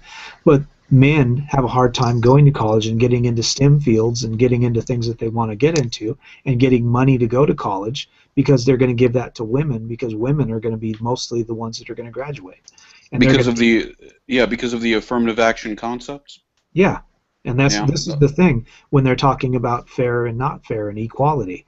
That's why I'm an egalitarian. I think if they want fair, it's never going to be fair, because the fact is men and women aren't equal. They never will be. They never have been. They never will be. But the way they're trying to push equality, it's not equal. They're trying to put men way beneath women and allow women to basically rule over men, which they already do anyways. If you get married, you're going to be ruled over. So they think they're trying to push this narrative that they don't have any power in society, and that's just never been the case. Women have always had the power. Like when they talk about women earning the right to vote, women never earned anything. They were given it. Men have to sign up for selective service. And if you don't sign up for selective service at 18, you can't get welfare, you can't get student loans, you can't go into public buildings, you can't, get any governmental assistance. There's like all kinds of stuff you can't do. You can't get a passport, so you can't go out of the country and travel. You can't go to Canada, you can't go to Mexico without a passport. So I mean, there's all kinds of stuff that you can't do. You can't vote, you can't. There's a lot of things you can't do if you don't apply for that. And men had to do that. Men had to sign up for selective service. Women have never had to. And recently, they're putting up a bill. And they're putting up the bill to try to make men feel bad for making women sign up for it when they're never going to have to go to war. And they're talking about equality. They're talking about equality. The sponsor of the bill is a former military guy. Yeah. And he even says he's planning on voting against his own bill. Yeah. Well, even if you look at the name they put on the bill, they're trying to make people feel bad for making the girls have to go. But it doesn't matter if they pass it anyways. I can tell you exactly what's going to happen, even if this passes through. All these women that they're recruiting in, they're going to get cushy desk jobs in comfortable locations where it's sunny all the time. Yep. And they never get shot at. That's what happens all the time. They'll go to Hawaii. Right, yeah, it's a non sequitur. Yeah, it's a non sequitur. It's a non-issue actually. Even if it does pass, it's just going to be a token paper shuffle. No, this is a good point to work from, because I am a man who I would say I want to be the provider. What advice would you give to that man? I would say don't. That's the worst thing you could ever do in your life. Most guys don't realize in your entire life you're going to end up spending, if you get married and you have 2.5 kids or whatever like they want you to have, you're going to end up spending about your total life that you live from the time you're born until the time you die. Most humans only make about $4.6 million your entire life. And out of that money, you're going to have to spend close to $3.8 million when you get married. So almost all of your work and all of your money that you'll ever make in your entire life will be for someone else. Well, can I tackle it? Can I just give my perspective? Yeah. Right. Okay. Cool. What was your question again? You said you're essentially. Well, what advice would you give to someone like me who does want to be the provider? Okay, and you want a traditional setup. You want your woman at home taking care of the kids, and you provide everything. Well, yeah. Well, I would say that. Okay. Well, I'm just trying to establish what your goal is, so I could try to assist you. Okay. Less racist. Leave it to Beaver. All right. Okay. So that is set up very badly. I generally wouldn't advise that. If you want to do that, I would definitely do it cohabitation style. I would definitely not get married. It would not involve a legal certificate on that. Well, that's fair. That's fair. The longest lasting. Oh, sorry. The kids in the cohabitation are going to screw you anyway if you want. You also have to ponder that while the kid's at school, what's she doing? Women have access to Facebook, Fuckbook, Tinder, blah, blah, blah, whatever. They have Ashley Madison. I was saying if you want to be a provider, that's great, but you got to keep that bitch busy, and you got to make sure she's busy. Idle hands are the devil's playground. An idle vagina is a divorce waiting to happen. Yep. So you can't just have her sitting at home when the kid's at school. She's going to get bored, and she's going to fuck someone else and eventually fuck you. No party. Yeah. And then that's about it. I mean, if you want to have a sort of Leave It to Beaver lifestyle, the safest way to go about it would be to non-officially get married And to just understand that if she doesn't have a daytime job, a part-time job, right? And even if she does, like I know this girl who's married, she got her MRS degree, but she also finished her master's degree. But she got her MRS degree, that's why she went to college, right? And she took care of her kid for the first 3 years or whatever, right? But then she went out and she got a job at a community college and then at like a state school. The problem with this is, one, I know this girl's a cheater. Two, you can't surround her by college dick all day. You know, a lecturing job is bullshit. It's not even a real job, especially if you know what you're fucking talking about. It's not even a real job. You already have your notes. You just show up, you speak, you grade a bunch of bullshit. Right, okay? I know for a fact she's still cheating. So this is a woman with a husband, with a child, with a job, who's intelligent, who's got other shit she can do with her time, still sucking other guys' dicks. Still doing it. What about women that say own a private business or something like that? Would that be a better option for someone like Logic? I know this other girl. Okay, I know this woman right now. Her boss is an independent businesswoman. Her and her husband started some businesses, and you know she makes hundreds of thousands of dollars, right? And she's a mover and shaker. She owns her own business. She runs it. She's screwing her employees. She's screwing her employees so bad. She picked up. I swear to God. I don't know this for a fact, but this is what this girl I knew told me, and so I would imagine she's not talking shit about her boss. That's not true. Remember, her boss is married. Right? Her husband's like a writer, right? Stays at home with the kids, right? That's never a good thing. You never want to be a house husband either, right? Even though it's his money, right? It's whatever. I won't get into that. The point is that she did this. She essentially found like a homeless guy who I guess was good looking, had a big dick. She fucking got him a job. He, of course, didn't know what the fuck he was doing. He screwed up everything he was doing. She kept him around until she found a new guy to screw. So yeah, look, man, you give a woman time, she'll fill it. You give a woman power and money, she'll use it. It's just what I've seen. Okay, so what about a woman who gets into non-profit businesses that occupy her time and she's working with charities? Would that be a good sign? Maybe. I would say the safest bet would probably be religious people, but I guess you're an atheist, so you're trying to go nonprofit. Here's the problem with that. Yeah, see that's like the unicorn, the woman who is still loyal but not religious. That's we call that in the Walt. Well, yeah. In the Walt. Now the problem with that I can see. Anyway, the problem with that I can see is that she's gonna be getting all these fucking white knight, save the world, young idealistic types all the fucking time. And occasionally there'll be a philanthropist or some rich guy or some rich kid who comes in because it's a charity. So, Mr. Will you give me some money? Mr. Donor, will you give me some money? It's like, well, I don't know. Will you give me a blowjob? Well, sure.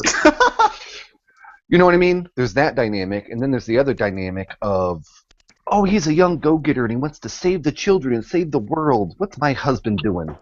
My husband just wants to, save money and get blowjobs.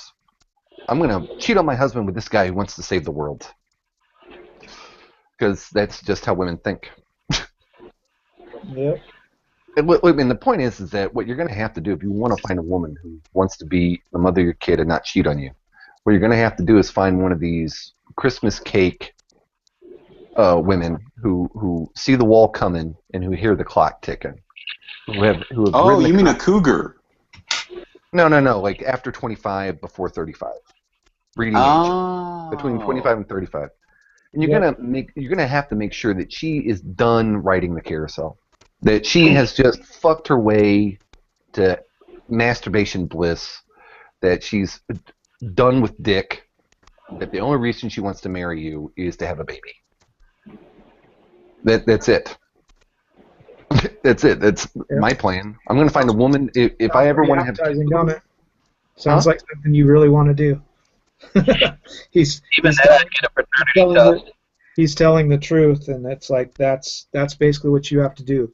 You have to find a woman that's completely used up, that has fucked everybody in sight, that's fucked the entire football team, and is tired of fucking, and then you get to marry her and have a kid with her after she's all used up. Doesn't that sound like somebody that you want to marry? If you don't want her to cheat on you, and you don't want her to screw you in the divorce court. Which what you're talking about doesn't mean you're not going to get cheated on either. I think I might convert to Islam. Yeah, then you could get 77 virgins, right? When you die. Maybe go Christianity. Maybe Christianity's better. Or just go to Cologne and have yourself a good time. Wait, Cologne. Oh, God. I just got that joke. No, and then to rewind, because Shi-nu covered a lot in the last 30 minutes. There was this news story that someone posted. And I do apologize, because I basically got you guys off topic for my own personal gain. No, that's fine. No, it's sort of going back and forth. It's a round table. So, yeah. Okay, so there was a story, just to prove one of Shi-nu's points earlier. There was this news story I read just the other day, where this woman setting the world record. She had 14 different kids from 14 different dudes. Mm-hmm. Now, if you read the news story, right, what's funny is different newspapers can't get the picture right. One of the pictures is of a black couple, and one of the pictures is of like a Hispanic couple. So which girl is it? Is it the black chick or the Hispanic chick? I don't know. Well, actually, it's a fake story. It came out of Nigeria. And it's a fake story? Yeah, I actually had the guy that came on here, the guy that I was talking to earlier before everybody showed up, the Kage Shinama. He actually put it in there. It's actually a story from a news source called World News Daily Report, which is a known site for fucking bullshit stories. And that's actually where it came out of, and the story came out of Nigeria. So it's a completely bullshit fabricated story. But the problem isn't that it's fake. The problem is there's probably a lot of girls in America just like that have not 14 kids, but have like 6 or 8 kids with different fathers, each one of them, and they're all on welfare. Well, so that goes to that other story about a year ago with that woman who was in the hotel with like 15 different kids. Yeah. And she was like, who's going to feed all these kids? Yeah. And she had like at least 2 of the kids' fathers, at least 2 fathers for several of the kids or whatever, couldn't get custody from her. Yeah. It's like she's living in a hotel room with 15 children, of which like 1 or 2 are mine. Yeah. She can't afford to feed them. Give me my kids. Give me my 2 kids. She's living in a hotel room. That's what we're talking about. Is the system is set up to allow them to do that. The system has always been set up to allow them to do that. They can be the worst fucking mom. They could be a meth head. They could be sitting there doing heroin every night, and the father will still have a hard fight to get their kids. Oh, okay. And then to answer your question, Logic, about, I guess, the best advice I can give you if you want to get married and be the dominant alpha or whatever. The beta male provider. Well, he wants to be the dominant one. And if you want a marriage to work, you have to be the dominant alpha. Can't fall into the beta. Oh yeah, no. Keep in mind, I'm including S&M in this shit. Well, I would say learn PUA game. Learn it. Chateau Artiste is a great site. You're gonna have to get through some conservative racist shit on that site, but they back up everything they claim with research, and it works, and it's true. And I see it when I deal with women all the time now. Now that I know the little things they do, women respond to me better because I can deal with it now. So what you're going to have to do, and I only give you this advice to help you accomplish your goal, and I'll tell you why it's bad advice when I'm done. Get all you need to know about game. Now the problem is, if you want a marriage to work, you're going to have to game the bitch from the beginning. You're going to have to game her before she even sees you. So what, gang her? Game. You have to run a game on her. And the problem with that is you have to live the rest of your life running that game. Yep. That's the fucking problem. Yeah. Like a lot of guys when they first have sex with a woman, they'll like eat her pussy out, they'll finger bang her, they'll fucking give her a massage, they'll fucking do all this kind of shit. Well, now she expects that every time. You can't do that. And that's the way the women are. You have to constantly live your life thinking about what you're doing and how it's going to be perceived by her to keep her beneath you so that you can be the dominant role. If you ever allow her to think, like if she tries to tell you, like, oh, honey, do this for me, if you tell her, like, no, and then she'll know every time after that that you're not going to do it, but she'll keep forcing the issue. She'll keep trying to say, like, do this for me, and you're like, no, I'm not going to do that. So and I hear that from Gavin McInnes. The rest of your life, basically. You have to do that for the rest of your life. Yeah, and I hear that from Gavin McInnes a lot of, set your limitations with women. Yeah. And they will. It's a lot of work. You're going to have to work for the rest of your life to be that way, the rest of your life. And if you ever let your guard down, she's going to be over the top of you. And once she gets that position, she'll hold it for the rest of the time you're married. She'll despise you more and more, little. Yep. It's really hard to get out from under it once they get you there. I would say you might benefit greatly for some Tom Likas also. Yeah. Yep. Tom Likas? Yeah. Tom Likas. Down to California. If you've never heard of him before, you look him up. He's on Radio Classics on YouTube. I think is he the rich guy? Not the rich guy. Is he the guy who teaches rich men how to deal with gold diggers? Probably. He does that too. That's he's always talking about gold diggers. And you were actually right. He is quite wealthy. Yeah. He had a radio station back in the early 90s talking about women and relationships, and basically, I think he was one of the first radio PUAs. Yeah. He'd get people calling him up asking him for advice on what they should do with their relationship, and he'd tell them, run! Run. What's a PUA? Pickup artist. Oh. A lot of them actually know what they're talking about. Well, no, I don't doubt that they know what they're talking about, but there's something about like the Vinda Carlo types who they take I don't know what it is, but it feels like there's now an artificial thing to something that's supposed to be natural. Well, okay, a lot of the social, and I didn't clue in on this until I lived in a small West Texas Christian town. A lot of that normal shit was kept in check by the society, by the culture, right? In this, no one could fuck in this town without everyone knowing it, right? I couldn't even be an atheist without everyone fucking knowing it and judging me for it, right? Okay, so like women would drop the hammer on other women for cheating. Why? Because women used to know. We can't let hoes just run around. That shit spreads. No, we let this bitch start just screwing dudes. What's eventually going to happen is she's going to run out of single dudes to screw. She's going to start screwing our married dudes. Right? Women don't like that. And so what it used to be is, they called it slut-shaming. This is why feminists attack slut-shaming. Don't shame sluts. No. That's women keeping other women in check. Most of that stuff doesn't come from us. It comes from women. Because what man hates a slut? No man. He just doesn't want to marry her. Yeah. And that was the end game that other women were trying to keep the sluts in check and keep the slut's mind on. Hey, look, you're giving the milk away for free.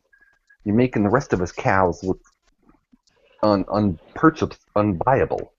Yeah, you're giving the milk away for free, bitch. Stop doing that. You're driving the price of my pussy down. You're driving it into the ground. And that's ironically, feminism did it again, to bump back to what Shi-nu was talking about. 2/3 of college graduates now are women. The biggest pussy party parade you will ever be in as a guy is being a sort of tall, handsome, athletic college dude who's getting a business degree or an engineering degree. Dude, these women are competing for dick on such a level now that they're chat roulette, chatterbait, fucking Tinder. They're fucking throwing pussy out there like you wouldn't fucking believe. And because what they've been prohibited from doing is shaming each other. What women have been prevented from doing, because feminism has created a sisterhood, that, oh, you can't make her feel bad about sucking a bunch of cock. Well, okay, well, who can? Well, okay, well, now we've sort of removed this social constraint on sexuality and then thrown women into a sexual marketplace. Like Shi-nu says, they don't go to college for a degree. They're looking for a husband. Well, crap, only a third of the guys there, only a third of the students there are men, and only 20% of them are fucking even attractive. We're not even talking. That's just getting in their face. That's just getting a girl to talk to you. Now, imagine women who are like, well, fuck, only 20% of 1/3 of the students I even get aroused over. Yeah, there's like a fucking, like, a cat gangbang, but instead of a bunch of guy cats gangbanging the one female cat, it's a bunch of human females gangbanging the one dude. Yep, Yeah. that's college. Yeah, if you can get laid at all, and you're a man, go to college. Yep. Go to college. Just a party nowadays. And women are, it's a damn shame. Women have set themselves up into a position where, ironically, their pussy is valueless, and the only real worth they have is their pussy. Yep. Okay, so you would say, to sum up that advice, you would say get a woman who understands the, if I could coin a term, pussy stock market. Yep. Yeah. All right. Yeah. Which basically it's very, especially when you're young nowadays, women grow up in this society where they think like, you know, taking selfies is cool and they want to be like Kim Kardashian. And if they want to get famous, they got to do like a porn video. And there's all these girls, there's like so many girls that are putting themselves through college doing porn videos on the internet. They've got their own little chat videos that they do. And they're on sites showing their pussies around and they're bringing guys in and fucking them on camera and all this stuff. That's the society that we're growing up in now. So it's very hard nowadays to find just a normal average girl because we've raised them in this society where they think that's normal now, and they're getting farther and farther away from what used to be considered normal, which is this life that everybody has from watching movies. You know, we watch all these love stories and all these movies about people meeting each other and falling in love, and we have this fantasy idea of what a marriage is, and then we get married and realize it's nothing like that, and then they get divorces. And the fact is the thing that you're looking for is a fantasy. You're never going to find that. All that's going to happen to you, I will guarantee you 100% that you'll find some girl, she'll get pregnant, she'll have a baby, the baby won't even probably be yours. You'll end up staying with her for 5 years, maybe 10 at most. You'll get a divorce. Then she'll have you paying for her for the rest of your life and paying for the kid that's not even yours. And you'll be fucked for the rest of your life. And then you'll get married to another girl after her. They'll have a kid. And then you'll get divorced. And that's basically the rest of your life. That's what you're looking forward to. That's what you're saying that you want. You want to be a beta male provider.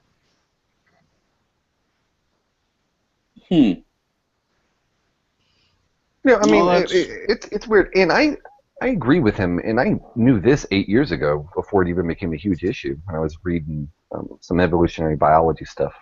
I used to have access to JSTOR, and I would just tear it up, would just print out hundreds of papers and read them. Yeah. And so what it is, and they did this on blood studies around the world, right? Okay, because for various reasons, when babies are born, they blood type them. Yeah. You know, we won't get into the CDC and all their covert AIDS testing. We won't get into that. But apparently around the world, it's for medical reasons. It's standard procedure to take blood and type it. Right? Yeah. And so this is just from blood typing data. I'm trying to remember the numbers. Not only that, it's not only from that. I was really surprised to find out in '98 when I first started going to college to get my degree. I was taking a psychology course, and I was taking my second year of psychology, and it was Psychology 104. And the lady that was teaching the class was like 76 years old, and she was telling me of a study that had came out that showed that 68% of men in the United States were taking care of children that weren't theirs. And the study wasn't from like men who married another woman that had kids already. This was from women that married a man that the woman said she was a virgin, or never had kids, and she got married to him. They were married for 5 or 6 or 10 years, and they had some kids. And come to find out, all of the kids weren't even the fathers, none of them, because she went out. The thing is they want a beta male provider. They want somebody that can take care of them, take care of the house, buy them a new car, buy them their Louis Vuitton bag, keep them in a nice life that they like, take care of the kids. But the guy they want to get pregnant with is some big masculine, muscular guy that looks like a fucking stripper. And that guy typically doesn't want to be married. So they'll find some beta male provider to take care of them, somebody like you that wants to take care of them, and then they'll go out and find some jock to fuck them and get pregnant. And then you'll end up taking care of their kids. And what happens is most of the time the men don't find out about it until the son or the daughter end up breaking their arm or having some problem, and they'll actually do a blood test on them, and then they find out that the kid is not theirs. And the problem that she was talking about is this is only something they stumble across, not something they actually find.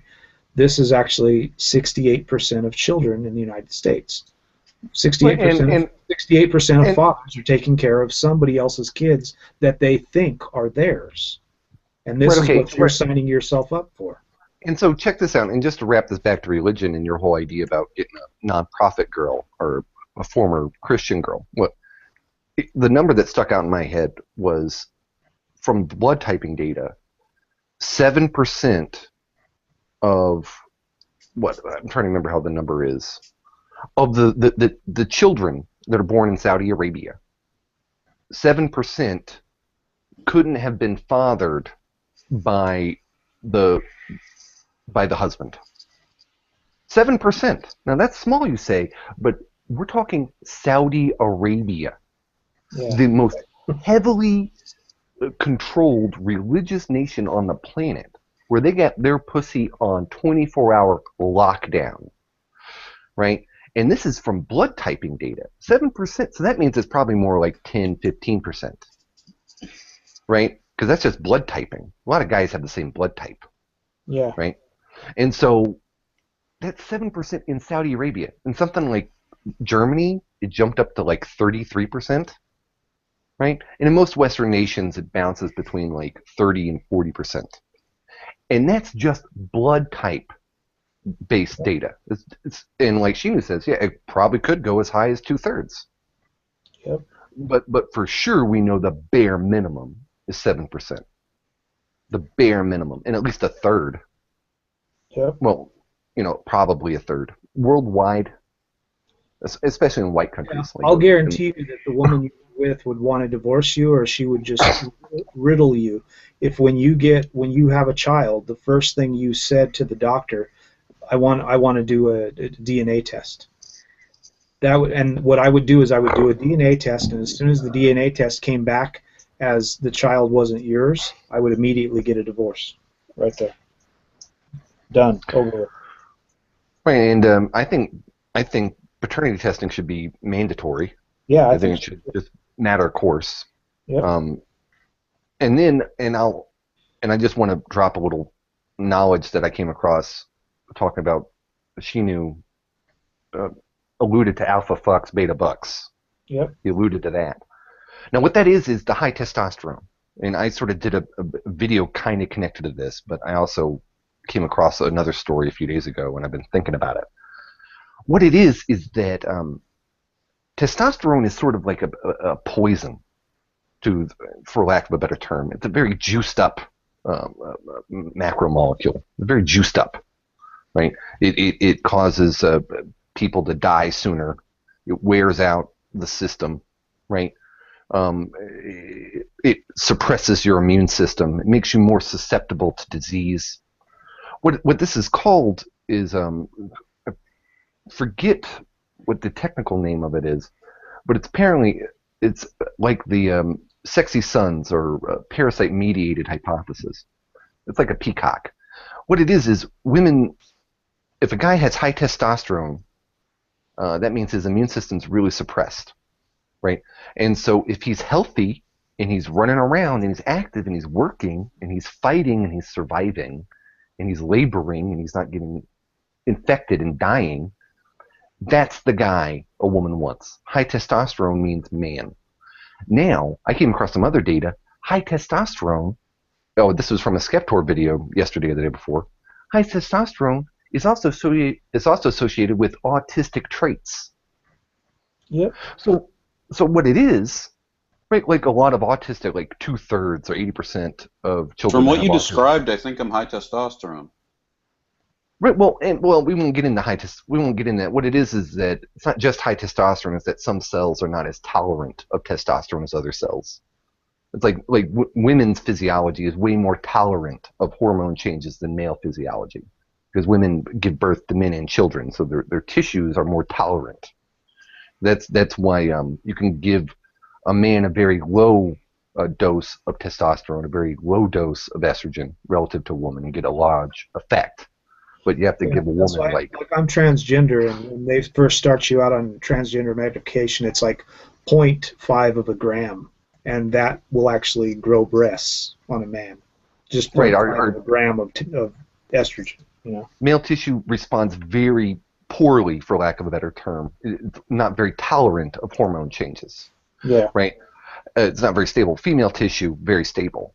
And so if you think about it, that autistic traits are associated with high testosterone, and that a lot of children with autism are male. What's going on here is then, well, this explains the strong silent type. Well, imagine if you got shitty social skills and you don't know what to say. Well, the smart thing to do is just stand there and shut up. Be judged by your actions and not your words. All this manly shit now starts to make more sense. Men judge each other by actions, not words. Why? Because we're all kind of, fucking autistic. We got bad social skills. And that big bad guy who's in prison, that guy who has to beat everyone up, who has no friends because he's, got poor impulse control. Yeah, maybe he's just also, just shitty at being an interpersonal person. And so just over a life history of being a shitty interpersonal person, he's just learned to be a criminal. It's like, well, fuck it. I don't get along with people anyway. Screw it. Mug them. Yeah. I can't convince women to have sex with me. Screw it. Rape them. Right? But you sort of start seeing this sort of factoring, this sort of angle that things are going. So the reason why women want high testosterone men is because that's man. That's male-female relationship. You want a man with a lot of testosterone, right? Just like you want a woman with a lot of estrogen. Well, right? And that's the sort of dichotomy there. That's what the women are going for. This is something I'd like to bring up and see what you have to say about this.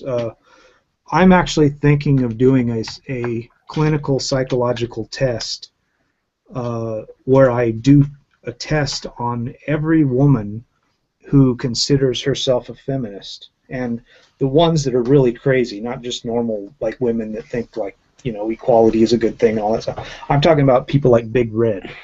I'm talking about these crazy bitches that are out there like patriarchy, that kind of bullshit.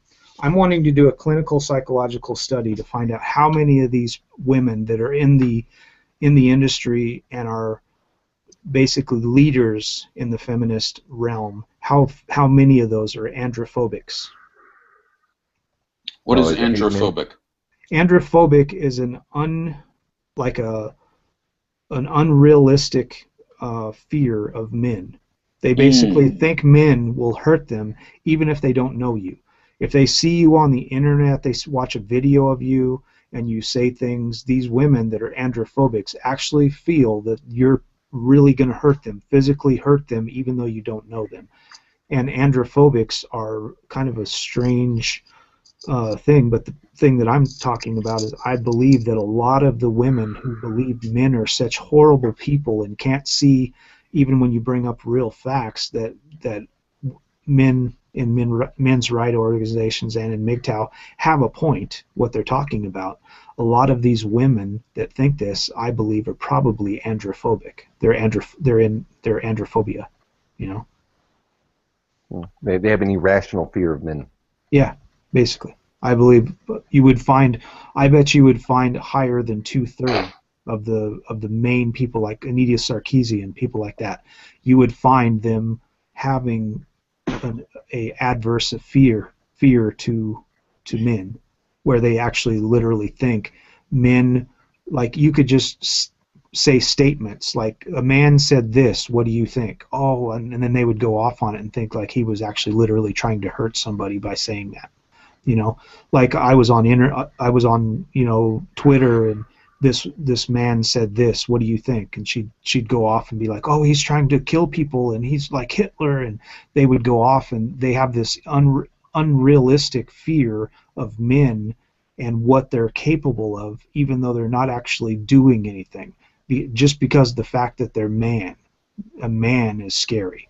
And that's the thing with the androphobics. They believe that a man, no matter what you've done or what you've said, everything you're doing is scary, and you're trying to harm them.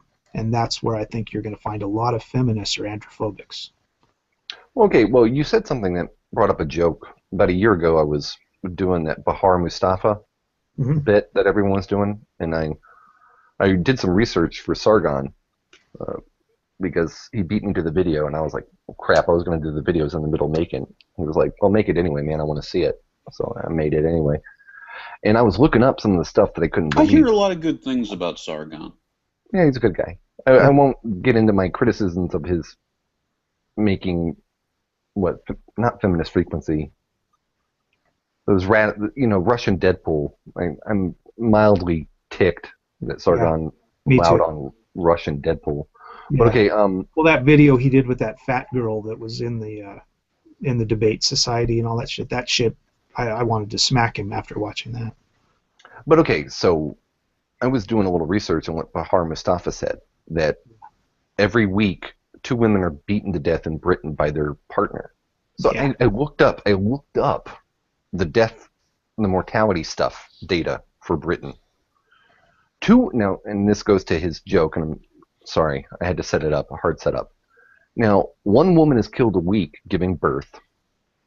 2 women are killed a week in Britain by their partners. And 2 women are killed a week, beaten to death. 2 women are beaten to death by their partners. And 2 women are beaten to death by complete strangers.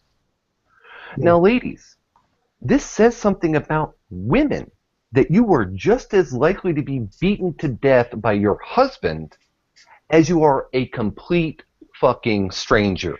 Yeah, that says that women need to check their behavior. Yeah, exactly. That should make you reflect on what you're doing, not what they're doing. What are you doing to make some guy that doesn't even know you want to fucking kill you? Not just kill you, beat you to death. Exactly. Which is very difficult. Yeah. Most guys aren't going to want to beat you to death unless you've got a fucking mouth on you and you don't know when to shut the fuck up, and you say some stupid shit and some guy just starts beating the crap out of you and kills you. You know? Yeah, that was the big story about that statistic that I never realized, that no one ever brought up but me. Yeah. I got a question about that statistic. It says that their partners beat them to death. Does it say whether their partner was male or female? Yeah. No, but the statistics do say men. That's another thing. Women beaten to death by men. Yeah. Yeah. Oh, okay. This is the thing that we find out in most of the studies and psychological studies, is that most of the spousal abuse that happens is between lesbian couples. Yeah, well, I mean, imagine 2 women living together. Jesus Christ. Women. Most of the studies that we have show that women are more violent than men, because when men hit women or when they get in fights, we've asked children, we've went to like women that are in their 16, in that area, women that have been in marriages and stuff like that. We ask men if they've ever hit a woman, or men that have actually been accused of hitting a woman. It's usually with their fists, and it's a slap or a punch or something like that, or a kick or something like that. Every time a woman says she has hit a man, it's always with an item. She's always like coming at him with a knife, with a gun, with a shoe, with a stiletto. They very rarely throw punches because they know they can't really harm him. And even little children, when you look at little children that fight, when a little girl fights with a boy, they're always going to be the ones that are going to pick up a toy or something and use an instrument to hit the boy, where a boy will just slap a girl, So women are much more violent when it comes to what happens when they get in fights. Like what you'll hear, I have one of my guys that actually used to work at a at a prison, a female prison. His name's Ego Blossom, and he worked in England at a prison. And he said when you would go into the holding cells of women that had been in a fight, there was blood on the walls, on the ceilings. They are so violent. Women are just, they'll go crazy. They're much, much more violent than men, and they don't want to show that that's their nature. That's how women are. Women are much more violent. Yeah, there was that Daniel Tosh video of those two, I guess, high school girls getting in a fight, and the one girl, she was up against a bigger girl, and so I saw that video, and she had good form. Yeah. Yeah. They'll rip each other's hair out, literally out of their fucking head and shit. They'll like rip their fingernails out. They're vicious. Two guys will get in a fight and they'll just stand toe to toe and break one's nose and knock a tooth out and stuff, and then they hug afterwards and go on. Women will fucking literally try to kill each other, and they'll be bloody and gory and fucking, they'll look like they fucking, like Hannibal Lecter got to them, Right, but in that video, I think you saw it where the little girl, the smaller woman, chokes the other girl out. Yeah. Well, yeah. That's a dangerous tactic. Yeah. That could have caused an aneurysm, a stroke. Yeah. I mean, it could have killed her. Yeah. Well, that's the thing. Most women don't care. They don't care. They don't think about shit like that. When they get in fights, they just want to kill somebody, and that's how they are. A lot of guys don't realize that. I've dealt with it a lot in psychology. A lot of the women that come in are just, they're crazy. They're like psychotic. The way they talk about things, like when I sit down and I will speak with them, and they'll be like some violent child at school or something, and I'll be talking to them, and just the way they talk about other humans, and the way they talk about themselves, and the way they talk about what they did just to have to come into my office to see me, I'm just like, this person's psychotic. I feel like I'm talking to like Jeffrey Dahmer or something. They're crazy. Women are just nuts. Right, and Sexy MGTOW, before his first channel got taken down, had a very brilliant thought. And I'm going to try to work through this real quick because it's connected to what we're talking about here. Now, between human beings, between men and women, there's like a 40% strength difference. Like women are 40% weaker than men. Yeah. In chimpanzees, male and female chimpanzees, the female chimpanzee is only 15% weaker. Yeah. Right. So now we go out of the world of just nature. Like chimpanzees, it's biomass symmetry. The muscle mass that female chimpanzees lose is stored or put into the reproductive tissue. Right. 15% is a good, nice trade-off. You have to remember, chimpanzee tribes or gangs go to war. And when they're at war with each other, the male and females battle for territory. So you have to have strong females, right? But they can't be, too much weaker than the men. But in humans, we have sexual choice. It's very conscious. Our sexual choice can be very frontal lobe. And so what it is that not only did we start out with the 15% weaker women from the chimps, but then we can say women made men 15% stronger because women like muscles. Women like strong men, right? Protector, worker, laborer. But then we still have a 10% that's missing. Now, Sexy was thinking about what Shi-nu's talking about. And he was thinking, well, crap, if women select for stronger men because they want to protect her, do men select for weaker women because they don't want to get hurt? Yeah, exactly. I think that's true. Yeah, I don't think there's anything wrong with that either. Yeah, I think that's why a lot of guys, you very rarely see like when I was in college and teaching in college, there was a volleyball team. You got all the girls on the volleyball team and the basketball team, the female basketball team. These girls are like 6'4", 6'5". They are built like a guy. Most of them are on testosterone because they're on fucking steroids, and they look like a guy. They're big giant guys, and they have a really hard time finding guys to date them. Most guys don't want to date them because they're big. They look like they could kick their ass, And guys really want a feminine, petite girl because, like, even a football player, they'll be like some 6'4" guy that's like 250 pounds, and he's with some girl that's like 5'1", and that's because that girl, even though she's 5'1", could still tear him up. If that girl gets crazy, she'll fucking rip his face off. You know, so he wants to watch out, and I think it's probably it's been bred into humans that men, that's what they do. They want to look for a woman that won't hurt them because they know if they take a mate, the chances are that mate is going to try to kill them at some point or at least hurt them, and the smaller mate will make for good procreation, a nice looking child, but also you won't be hurt by the mate. That's right. Yeah. Yeah, and it's, the whole thing about what the human evolution of selecting for weaker women. Yeah. Feminists misinterpreted this as men wanting to have women that are easier to control. Well, true, weaker people are easier for stronger people to control, but that's not why men do that. And in fact, men have to learn, men respect equality, we really do.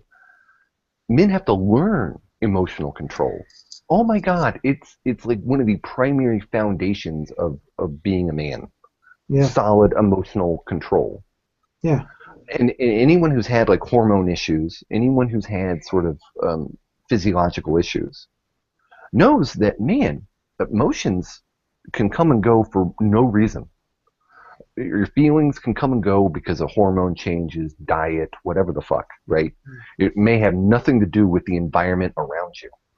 Well, it's not only that. So, it's like things that women don't learn that men do learn. Is it at a young age, men learn not to run their mouth. That's something that women never learn because they're told like you can't hit a woman.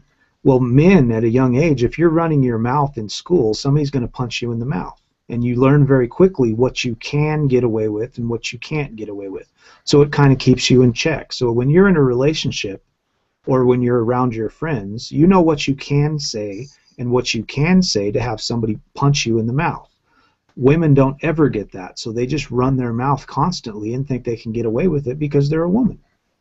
Oh, dude, and I've lived with women. Look, man, look, it's like I said in one of my videos, and because I worked with this one girl, and she inspired that video, I was like, I saw it just the other day.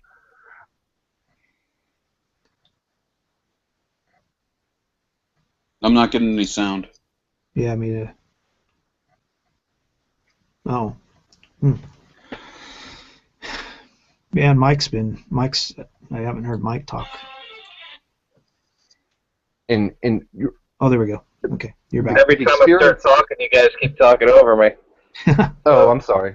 Okay. Yeah. No, we weren't getting any audio from you. Yeah. No, I muted it. Yeah. Oh no, I'm sorry. Was I just talking over you? I don't mean. I like you, Mike. I don't mean to. No, I'm not talking about now. I've had it muted for the last 10 minutes or so. Yeah. That's all right, man. Yeah. But no, that's what it is. Like, yeah, I've had a woman pull a knife on me a few times. Yeah, I've had a woman, in contradiction to what Shi-nu said earlier, I had a woman pound on my chest. She knew I wasn't going to hit her, so she didn't feel any need to amp up the aggression. But she was just wailing on me. Yeah. And I knew I just had to tolerate it for about 3 to 5 minutes, and she would get it out of her system. And you know what I mean? Exactly. And they know that. That's the thing. That's what really sucks is they know that they can do that. So a woman can come into a relationship and she can beat her husband. She can do whatever the fuck she wants. And she can even like throw her shoes at you. She can cut you.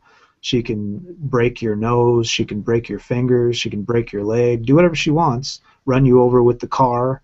And nothing's going to happen to her. They'll just say, oh, well, she's a woman. You know, they got hormones and, you know, it's all right. But if you did that to her, you'd be in prison. No, and I knew a girl who got in a fight with her boyfriend. This was in Houston. I live in Houston. She called the cops. She admitted to the cops that she hit him. They asked, well, did he hit you?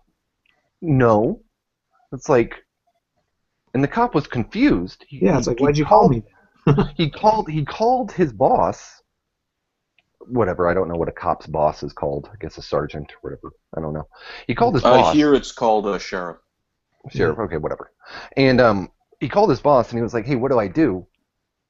And I saw it. The boss was like, well, you got to arrest him. And they were like, on what charge? It's like, well, just arrest him, take him, just hold him in jail for 24 hours. And, like he didn't even get a charge. It's just like the standard operating procedure is separate them. Well, if they both live in the same fucking house and he doesn't have any money for a hotel room, well, guess what? He's going to jail. Exactly. What I thought was amazing was the cop wanted to arrest the woman because the woman just admitted to the cop that she committed an assault. Right? Yep. If I had done that, if I'd been like, yeah, I hit the dude. Well, was he threatening you? No. Did he hit you back? No. Well, I would be arrested immediately. Immediately if I said, oh, I was hitting him. Yep, that's equality. That's what equality means, and they don't understand. That's equality. But, I mean, yeah, the cop wanted to arrest the girl, and then the sergeant overheard it on the little speaker thing. The sergeant or whatever said, oh, well, she was probably defending herself anyway. And exactly. The cop just got done telling his boss that she wasn't. Yeah. But she's a woman. We can't arrest her. She's just a little girl. Yeah. That's the concepts they've set up. It's really sad that the way society has worked in their favor, and they can actually sit there, feminists can actually sit there and say that they don't have that kind of power in society. Because when you really force the issue, when you get into a conversation with a feminist and you say, look, if you think that I have some kind of status over you, that I have some agency that you don't have in society, why don't you tell me what that is? Tell me the law that gives me the authority over you. Any law. Doesn't matter what it is. They can't. They don't know. They pull the shit out of their ass. They have no clue what they're talking about. Everything in society is set up to benefit them, not a man. And they don't want to act like that's the truth, but that is the truth. A woman can get away with almost anything in society, even murder, and she will get off just because she's a woman. A man don't even have to murder anybody. He can just be accused of murder, and he'll end up in prison for 30 years. Hey, what are you broadcasting this on? Is this live? Yeah. It's through Google. Okay, through Google, okay. Yeah, it's a Google Live Hangout. So. Okay, and I don't want to waste any more of your guys' time with these questions. So no, that's what we're here for. That's what we're here for. My channel is a MGTOW channel, and I talk to a lot of people, and these videos actually help a lot of young guys that are in their teens hear this stuff and realize what real feminine nature is. So by talking to somebody like you that doesn't really know a lot about it, you're asking the questions that they would want to ask. So they're learning from your non-knowledge. My stupidity. Yeah. So the things that you're asking are things that a lot of these kids get on my page and ask all the time, and I have to answer. So when they watch videos like this with somebody that doesn't know much about MGTOW, then they learn, because a lot of people have misconceptions because they listen to what's said about the men's rights and about MGTOW from feminists, and that you're not going to get an accurate picture of what it means. It's basically like listening to a Christian tell you what atheism is. You're not going to get a clear picture if you're hearing it from the enemy. So if you want to know what MGTOW is, you have to come and ask a MGTOW. You don't go and ask a feminist. Yeah. Well, I would say that. Well, yeah, and you're right. I would say that right now I'm at a stage in my life where I identify a lot with Michael Corleone in The Godfather. Yeah. Yeah. Would that make sense? Yeah. Yeah. That was a good book. I like the book. I don't like the movie. Anyway, let's move on to the subjects that you actually brought me here to talk about. Thank you. Thank you for engaging me. Yeah, not a problem. Yeah. Well, we can keep on talking about the fair use policies. Yes, it's definitely important. Yeah, that's what we were mainly talking about. That's something that's really important to me, because I make a lot of videos, and a lot of these people that stick up for the fact that the fair use policies are good, even though they're fighting the little guys, the little like channels that I talked about with like 500 people on their channel, and they get like 100 views on a video, and then they get flagged, or their monetization gets taken, which is only like 10 cents per video, if that, you know. So they're fucking with people like that, where and they're not even getting, but like what I'm talking about is like a lot of people that do those kind of things, that put like a video up there or put some song up there, it gets people, it's kind of like free advertisement. A lot of these young kids don't know anything about music, so when you put up a song that's from the 80s that was pretty popular or something that they'd never heard of, you know, and they'll listen to it and they'll go, oh, that's kind of a cool song, and then they'll look in the description and they'll see what the song is and they'll go find it, and then they'll hear the whole song and they'll go like, wow, that's a really good song, and they'll go buy it, or they'll go get it off of an MP3 or something, and they'll put it on their iPhone or something, you know. So it actually gets them to find your music by you blocking everybody and not allowing anybody to put any music on anything. That's basically keeping all the control over somebody's profit and somebody else being made aware of who you are in the capable hands of your you know company that's putting your album out. You know, the people that have the control over your album and over who hears your stuff and when. And that's the thing that I think the YouTube's a great thing for, because you can get a hell of a lot more people hearing your music by having somebody on YouTube play it on your song and then put it in the description. You know, all of a sudden everybody is going and looking for your songs. That's how a lot of people in recent years have went viral with songs that, you know, they were just some YouTuber, and all of a sudden everybody hears about them, and that's how there's a lot of people on YouTube talking about this one guy's music is really good, you know, and that's a good thing. That's not a bad thing. But a lot of people are trying to act like that's a bad thing. They should be able to make their money, and every time if you're doing a video and you're using somebody's song in the video and you say, this is this person's song, go check them out, they're really good, you've done your job. You're sending people their way. That should be good enough, you know. But like I say, if you're using their song and you're putting like pictures up of your family or something like this, you're not saying anything. You're just like making like a montage of pictures and you're using somebody's song in the background. Yeah, I would say that's not cool, you know. But when it's just like we're talking now and in the background of my video I have like some songs playing just for like, you know, kind of elevator music style, where it's not really even, you can't really hear it much, but it's in the background, but it's enough to where somebody might go, that was a good song, what was that, you know, and then you put them in the description what the songs were or something. That's enough to get people to go find out who you are, and that's free advertisement for you. You didn't even have to pay for that, you know. So I mean, that's a good thing. That's not a bad thing. And they're trying to make it out that anytime you put anybody's stuff on your page, whether it's music or somebody else's video, that it's a bad thing. And even when you look at 95% of the channels that all of us like to watch are channels that use other people's content. You know, when you look at like The Amazing Atheist, he's always using other people's content. That's how he got popular, going on other people's YouTube sites and making comments on what other people said. When you look at the Drunken Peasants podcast, that's all they do. They look at other people's things. They look at feminists. They put their entire not their entire video, but they put like a 30-second clip or a minute-and-a-half clip, and they watch people's videos, and then they just rail against them and talk stupid. You know, the Young Turks. You know, almost everybody. That's what their whole concept is on the YouTube, is looking at other people's videos, other people's music, other people's movies, and commenting on it. That's basically what they do. That's what the nightly news is about. You know, I mean, that's what humans have been doing. Ironically, for years you and can get DMCA'd for using a clip from the nightly news. Yeah, that's what I'm saying. It's like I think that's just human nature. You know, that's how we spread information, and that's also how we disseminate information. You know, is to do that. And it also, like I say, it makes a lot of the new kids, the young kids that are coming out that are 15, 16, 20, don't know about a lot of stuff about life, that get everything off the fucking iPad and the iPhone. I like how you included 20 to make me feel less like a dipshit. Yeah, you know, that's how they learn. That's how a lot of them learn. And a lot of them people don't know any better. You know, they don't know anything. So when they find this stuff, maybe like that one person that puts entire like movies from the 40s.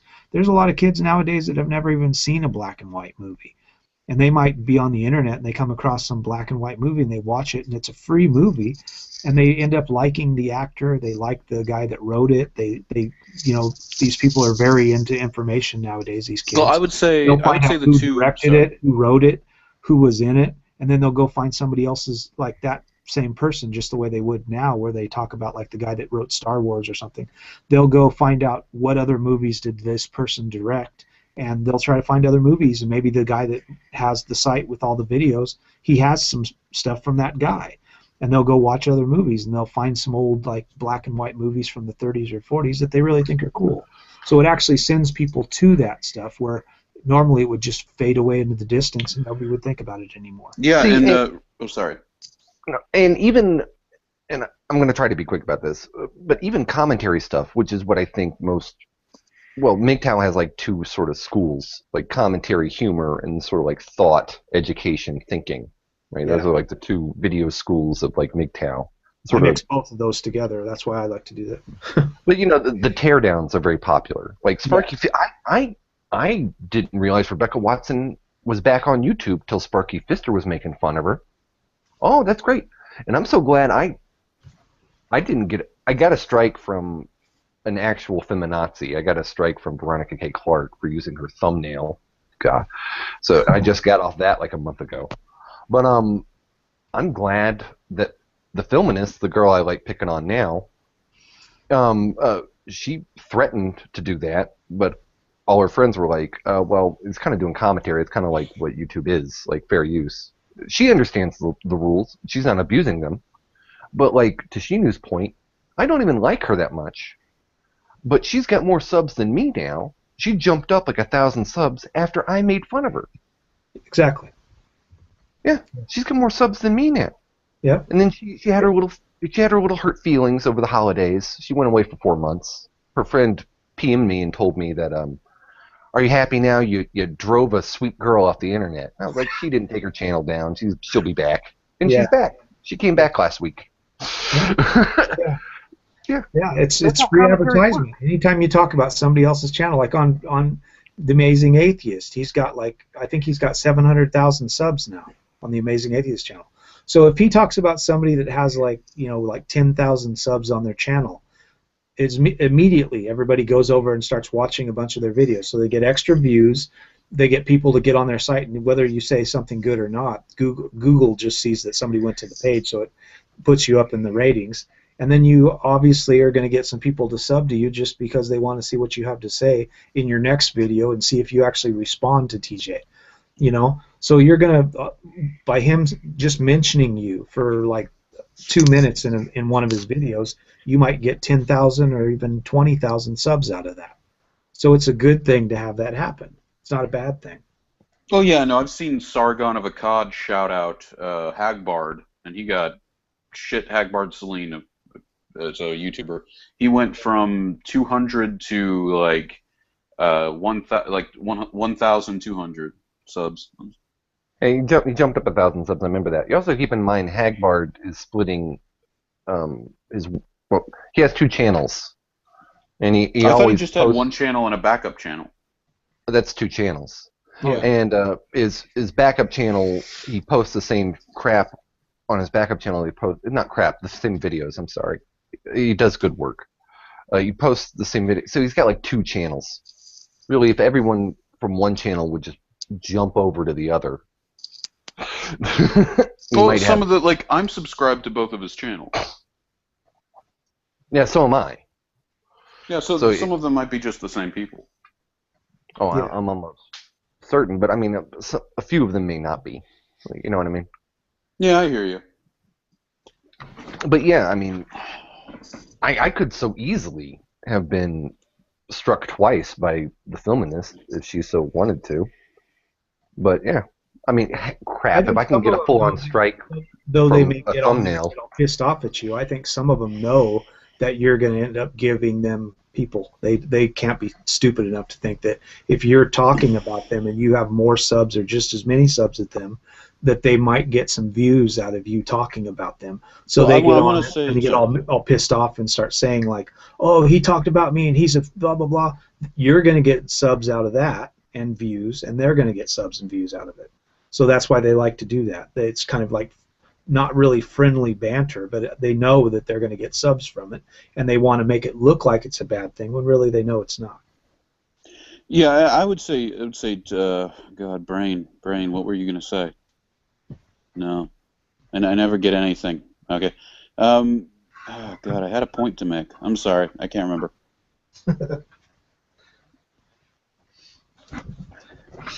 Yeah. I started my day at 2 a.m. Ah, yeah. It's 1:22 a.m. here. It's 10:22 a.m. here. Yeah, it's Sunday right now. But yeah, the thing is like the system has been set up where it's an unfair advantage to bigger YouTubers, to Oh people yeah, no, definitely. to people with bigger channels, and the thing is it's set up that the people that have been on YouTube for a long time, like me, I started my first channel 9 years ago, and the channel that I have now, my main channel, is actually the one. It's only got 1,600 views or 1,600 subs, but that channel has been up for 8 years, So my channel was set up before everything went south, before Viacom bought them and all that stuff, before Viacom sued YouTube and all the bullshit. So the people that got famous and got big on YouTube before that are the ones that they protect. And the people that are coming up now, even if you have really great content, it's really hard for you to get a lot of subs. I mean, you might be Yeah, and that's the point I was going to make. Again, I'm going to recommend the site minds.com. Even if the video gets taken down on your channel, you can just put up a video, because this is what the Bible Reloaded, they use Daily Motion as their backup site. Me too. I have yeah. For me, I would use minds.com because the video player there is like a Facebook video, only higher quality, basically. And I put up all copies of my debunking videos there, and it's basically, yeah, well, something gets taken down here, I can just leave a message. By the way, this video has been taken down, but you can go see it at... Yeah. Yeah, I do this. I do the same thing. Like I say, I have like 25 other sites I'm on, and I put my videos all over the internet.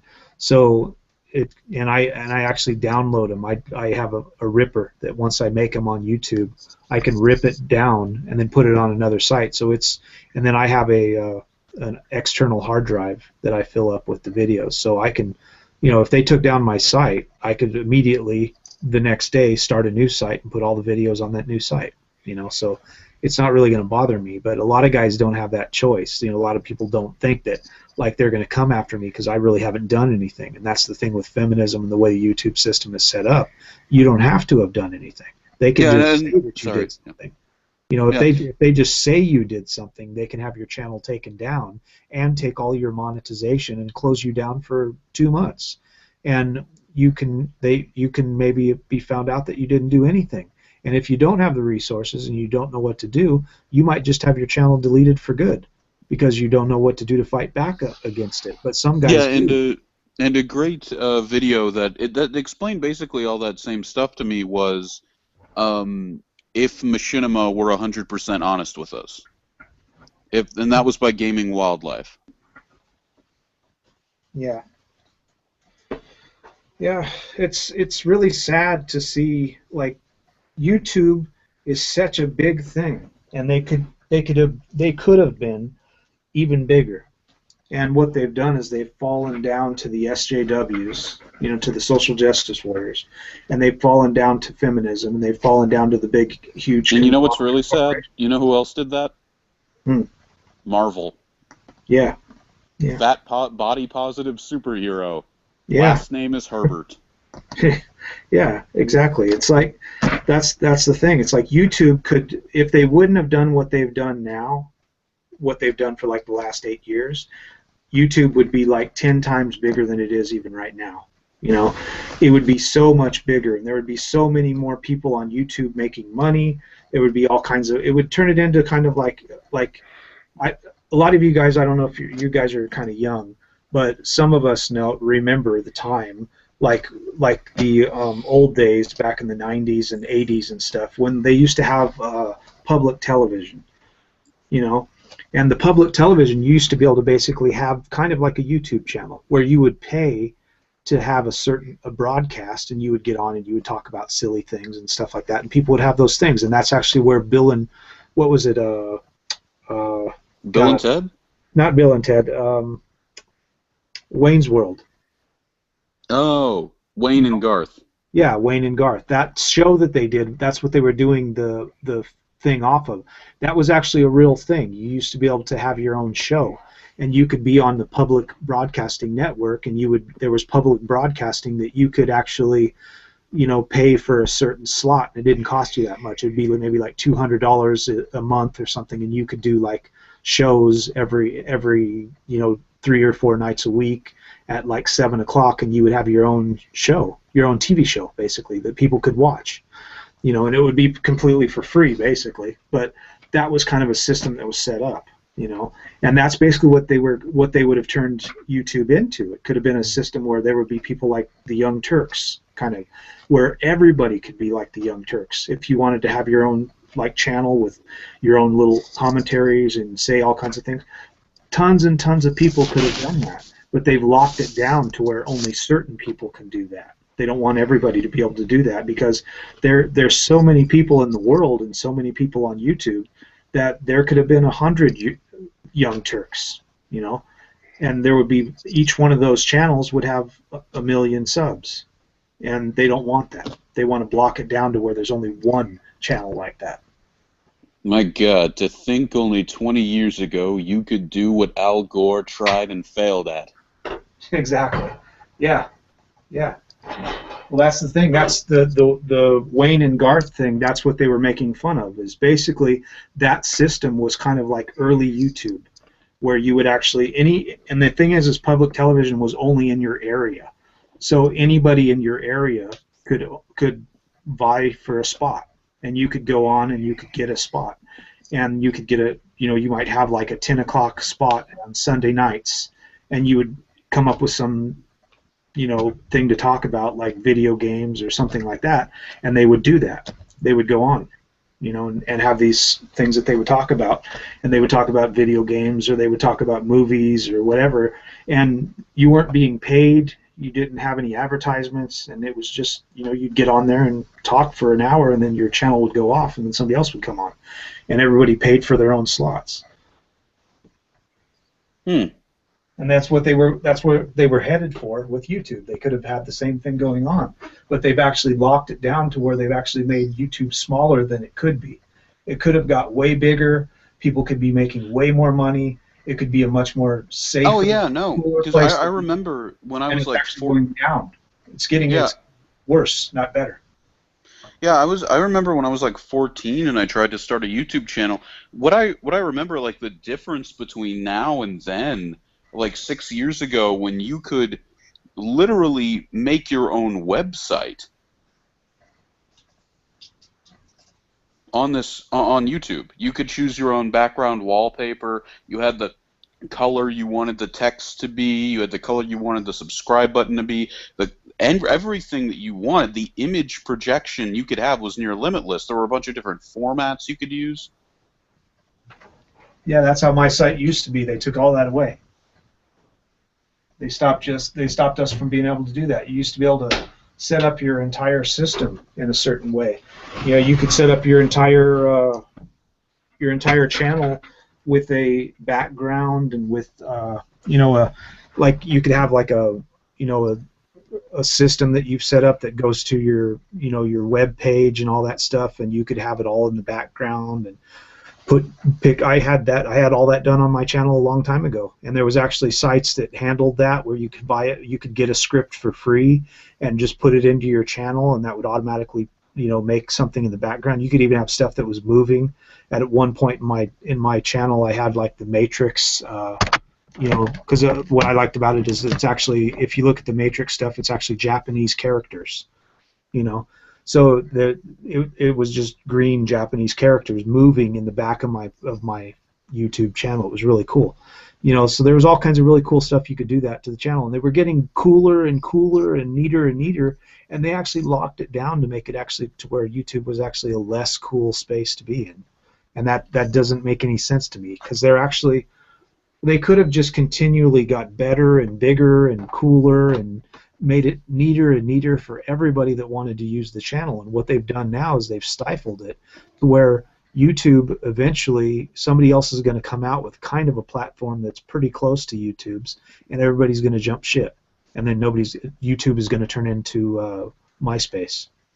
Oh yeah, I know. I mean, that's what YouTube's headed for. YouTube's headed for a MySpace.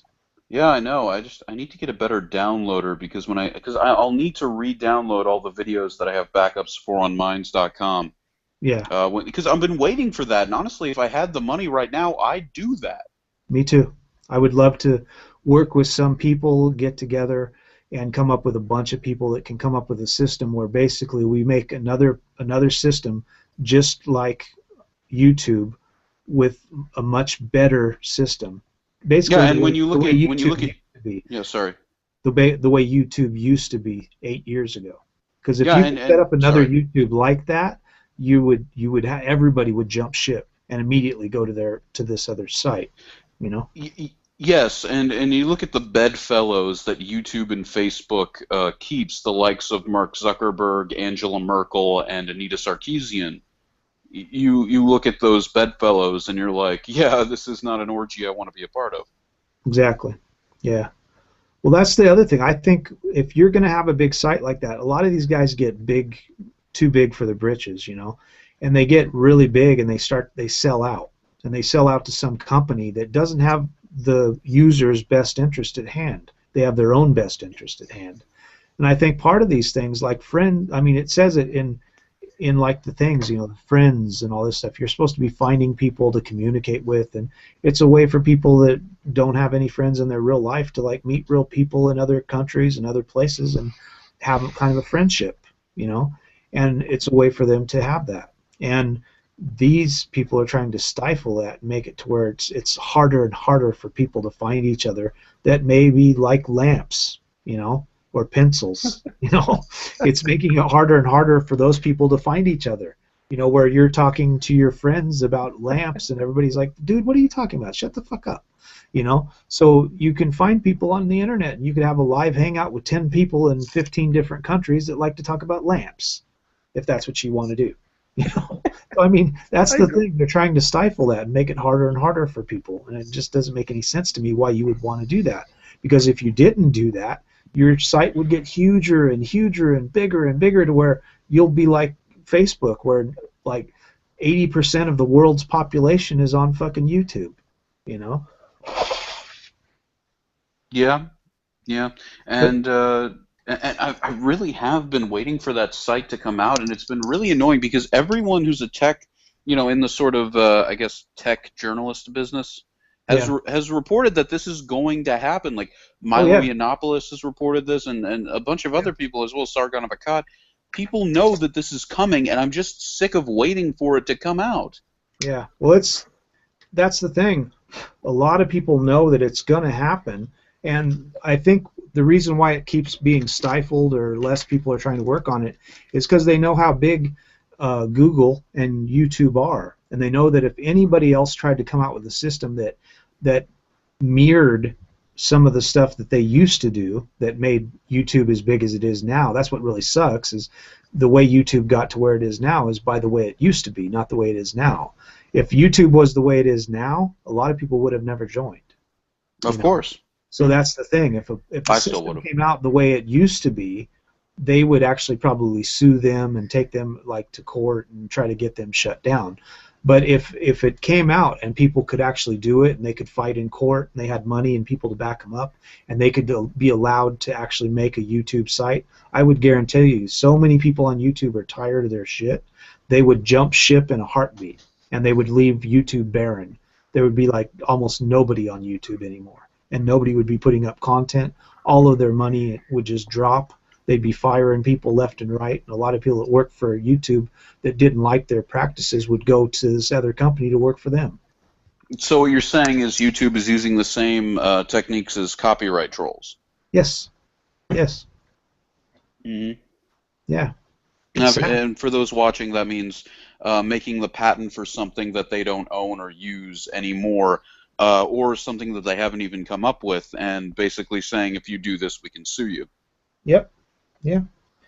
Yeah, that's why I say they're gotten too big for their britches. They're trying to make stuff that's just open source knowledge. You know, like just like somebody, like I say, somebody puts up a video talking about something they like. You know, like I like old classic cars. I like music, so I do a video and I'm talking about classic cars. And I go around to car shows and I take pictures of cars. A lot of people want to see shit like that. There's guys with channels like that that have over 1 million subs. Yeah, and if we're going to talk about this, we might as well talk about the Fine Bros too. Yeah, yeah, I can't stand those guys. Yeah, I was talking about them earlier. Yeah, a lot of people, you know, the thing is there's enough room on YouTube for all of those people, you know, and the thing is they want to lock it down to where they choose who gets big. That's the thing that's fucked up. They don't like, I think it's almost like a system, kind of like Chevy and Ford and Dodge that got together and wouldn't let Skylines come into the United States, that kind of thing. They want to make a monopoly. They want to say who gets big and who gets famous. They don't want other people, like the normal people, the normal population in the world, to tell them who's going to be famous. They want to make the decision of who they let be famous. So they have a plan in mind that they think is right, and they don't want anyone to tell them. They don't want normal people to be able to say, no, I'm not really interested in that, like the people like Justin Bieber and stuff. There's a lot of people that think Justin Bieber sucks. I'm one of them. I don't want to listen to his bullshit. I don't give a fuck about Justin Bieber. I want to hear some real music, you know. So there's a lot of people that are like that, but they're pushing the narrative. No, Justin Bieber's really good. He's really good. He's really talented. And that's the thing. YouTube's trying to turn itself into that, where they have an idea of who they want to say is popular and who they want you to watch on their channel. And that's why they push that narrative, and they want to lock it down so that other people, because like I say, there's like 7 billion people on the planet. There's enough people on the planet that every channel that had something cool that people want to watch could have 1 million subs easily and be making money. And they don't want that to happen. They want to have like a certain amount of people that they have funded to be famous, and the rest of you can get fucked. Yeah, so it's sort of like they want to be the people who, like in the 1950s, owned Hollywood. Yeah. Well, that's what that one guy was talking about on the first video. You know, he was talking about the fact that the reason why people moved to Hollywood, they were making movies in New York, and the guy that made the light bulb, Thomas Edison, he had all the patents for all the equipment and the things that you needed to make movies, and because of that, he was having trouble. Like everybody was having to pay him to make movies. So they all moved out to California to get away from him, you know, and that's where and then that's what's kind of funny. Like he said in his video, that's kind of funny because now that's what they're trying to do to us. They're trying to do the same thing that they moved away from. It's kind of like how America is. That's why I moved away. The people in Europe moved away from Europe to America to try to get away from colonialism, and then this definitely is set up now. They're trying to make colonialism again in America. Yeah, this definitely. Sorry, yeah. Yeah, they're trying to do the same thing in America. You know. Yeah, this definitely is partially on YouTube for allowing this to happen. Not just in the way legally that they allowed it to happen, but that they created a hierarchical structure of power that could then be copied, easily observed, learned the tricks of, and then applied to a new situation. Yep. Someone right. It's what happens a lot. Did someone drop in or drop out or something? No. Oh, I got a notification. All right. Okay. So, what it was? That's the same thing that happened with Emperor Tokugawa in Japan. Yeah. What is it? He was very upset that the guy before him, the family before him, wouldn't allow too much social movement. Yeah. Right, and very few people had weapons to defend themselves. Yeah. Right? So he overthrew. No, his son's Iyashu. Who was the guy? Toyotomi? Was it Toyotomi? Was the guy before him? I'm not too up on the whole like past of Japan stuff. Okay, well, the point is Tokugawa sort of overthrew the ruling people, and he got popular support by saying, "Hey, these people are oppressing us. Let's fight them." Then once he got to the top of the pyramid, what did he do? He reinstituted all the oppressive laws that he was trying to overturn. Oh, okay. So you're talking about an Animal Farm situation. I forget Animal Farm. It's basically the pigs say, look at the humans, they are whipping us, they are torturing us, we will rise up against them, and then the pigs, the metaphor is that the pigs start wearing clothes and carrying whips, which are the tools of oppression from the humans, and they say all animals are equal, but some animals are more equal than others. Yeah. Right, essentially. And then the whole thing with copyright, they've been doing this, and to go back to the copyright thing, they've been doing that with copyright all over the world in all kinds of weird, insane shit. The copyright laws have gotten fucked. What do you got? You got Monty Rice, the company that owns Tex Monty Rice. It's like a Dutch company or something. But they put a copyright on the native genetic strain of Monty Rice that is in India. Now it's illegal for Indians to sell internationally their native rice because they never thought to put a fucking genetic copyright claim on it. Yeah. Now they can't sell their native rice internationally. Everyone has to buy that species of rice from a Dutch company that grows it in Texas. Yeah. That's what I'm saying. It's really fucked up. That's how they have the system set up, and that's what they're doing with YouTube. They're turning it into something like that, which is really stupid because that actually stifles. What it does is it makes one company like money, makes them famous, but it doesn't really allow those people to allow that company to get even bigger, so they would make even more money. Right. Well, copyright. Well, they knew this when they created copyright law. And what's fucked off is that corporations have spent the last 150 years slowly, inch by inch, decision by decision, undoing all the purposes of copyright law. Right? Originally, copyright law was there. It's like, well, look, we have to encourage people to make ideas, to do stuff, to invent things. So we're going to give them exclusive right to their thoughts, ideas, inventions, and music and shit for a set period of time. 7 to 14 years, depending on what category of copyright your idea or whatever falls under, right? But you weren't supposed to live off that forever, right? You had max 14 years, and then it went out off copyright, went out to the public domain, right? Hey, wheel, great idea. You got 14 years of you being the only dude who gets to sell the wheel. After 14 years, we all get to sell wheel. Yeah. Right? Because, hey, that was a good idea, you get 14 years. But you can't have one fucking good idea and live the rest of your life on that. What happens is corporations, that was the important part about corporations or people decision. It wasn't just about campaign finance. What it is now corporations can have copyrights for up to 99 years. Yeah. And then sometimes they can have them in perpetuity. Right? Yep. If the corporate person, the person known as the corporation, funded a bunch of researchers and they sort of discovered like a cure for whatever, polio. It's already done. But, they discover a cure for disease, right? They have a lock on that cure now for at least a century. And all that's going to happen now after the corporations or people decision is, it's like, well, fuck. Just remove the 99 years. Yep. Just no upper limit. Yeah, and you know what's fucked up? Even if we repealed America United, you know who's going to do the same thing to us? The government. Yep. I'm kind of sad Mike dropped out.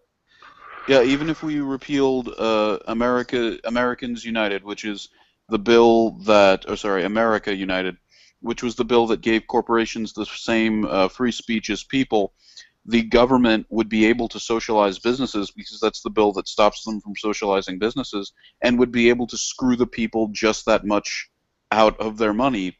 And would it be better? Yeah, only slightly, and the long-term ramifications would be much worse.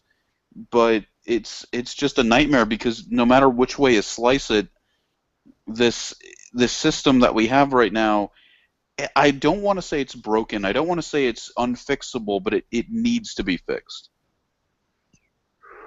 Well, the problem is it's never going to be fixed because they don't want it to be fixed. It's making them money. And as long as it's making them money, they'll let it get as bad as it has to get. They don't even care. They'll let us get completely fucked, channels being shut, because the overall totality of it is that there's so many people on YouTube that these little content creators, even if you have 100,000 or 400,000 subs, that's nothing to them. They don't give a fuck. So if your channel gets shut down and you don't have anybody to fight for, and you don't know how to get your channel back, and you've lost all your subs and you have to create a new channel, they really don't give a fuck. They only care if they're getting money, and there's enough people on the internet that are still getting money for them, and that's why they don't really care. They're never going to change unless somebody does something. That's why I think the hashtag, the hashtag that we have is getting where it needs to be, because we can look. You mean where's the fair use? Yeah, we can look at the Fine Brothers and show that we can actually do something. Oh yeah, no, I supported Mundane Matt's thing on that. If you unite, that's the only way. Yeah. You know, you have to unite. Sorry. Yeah, and I supported Mundane Matt's thing on that. I think I advertised for it on Facebook. What's that thing called? Because I just know that I signed up for it and it sends it somewhere. It'll be in this Thunderclap. Yeah, it'll be in this video. I'm going to put all the relative stuff for this video in the description box for anybody that wants to see it. Yeah, and I think the answer to that is sadly what we need right now is to give. And the reason I say sadly is what we need to do right now is give the little guy a sword. And when you give people who are oppressed swords, they tend to be overwhelmingly cruel. But then we find a way to take away the swords and give everyone shields. No one needs to be given a weapon to destroy the other person's content. What we need is to give everyone a defense to keep their content. Yeah. Is the analogy okay? Yeah. Well, that's the thing that I was talking about on my video. Is we need to stop having the companies. The companies seem to think, for some reason, that they need to be protected from us. What needs to happen is all of the laws that are set in place need to protect us from them. That's the problem that we have. Like all the companies that are allowing the earth to be completely trashed, and all these huge, massive companies have paid to make laws to protect them from us, so they can do whatever the fuck they want, and because they have all the money, then they are protected.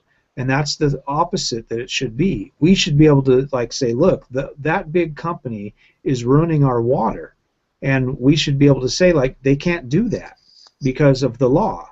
So they can't do something just because they have money to fuck with our lives as humans. So that's the problem that I see with YouTube, is they have these laws set in place that they're trying to say these huge multinational conglomerate companies that are making movies and making music need to be protected from you and me, which only have 1,600 subs on our channel and maybe 1,000 views on a video.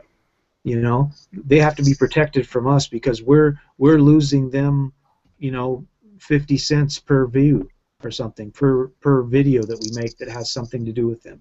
And it's important to remember, people say don't punch down. Well, I say you can punch in any direction you want, but everyone deserves a shield. Exactly. And here's the thing also with that is, God, you see again, because if we use Sony, for instance, as an example, say you use a clip from the Sam Raimi Spider-Man films, okay? Is that fair? Yeah. Good example so far? Yeah. Okay. What we need to understand one thing. If they can afford to screw out employees by putting them in dead-end jobs, and Fox News does this to their employees too, if they don't want you around, they're not going to let you, they're not going to fire you. What they're going to do is give you a workload that sends you in a spiral of hell and basically forces you to quit. Yeah. And if you don't quit after they'll send you out to Florida to the fucking beach and have you report on the hurricane that's coming. Yeah. You know? Yeah, and they'll do that for 4 to 5 years, and if you don't give up, then they'll fire you and give you your final paycheck. And I am the kind of guy who would stick around and like, no. You think you can make my life hell? No. This is not possible. Anyway, yeah, exactly. My life is hell. Fuck you. Yeah. Yeah. And when it comes to that, they can afford to do that. They can afford to send you purposely on these horrifying locations and horrifying jobs to make you want to quit. Now, and they can also afford to, because they get a shit ton of money is the point. Yeah. Now, the people need the power, because this ties back into giving the people a sword. Well, if you gave people a sword, and another metaphor I like to, not really metaphor, but simile, is it's like Detroit.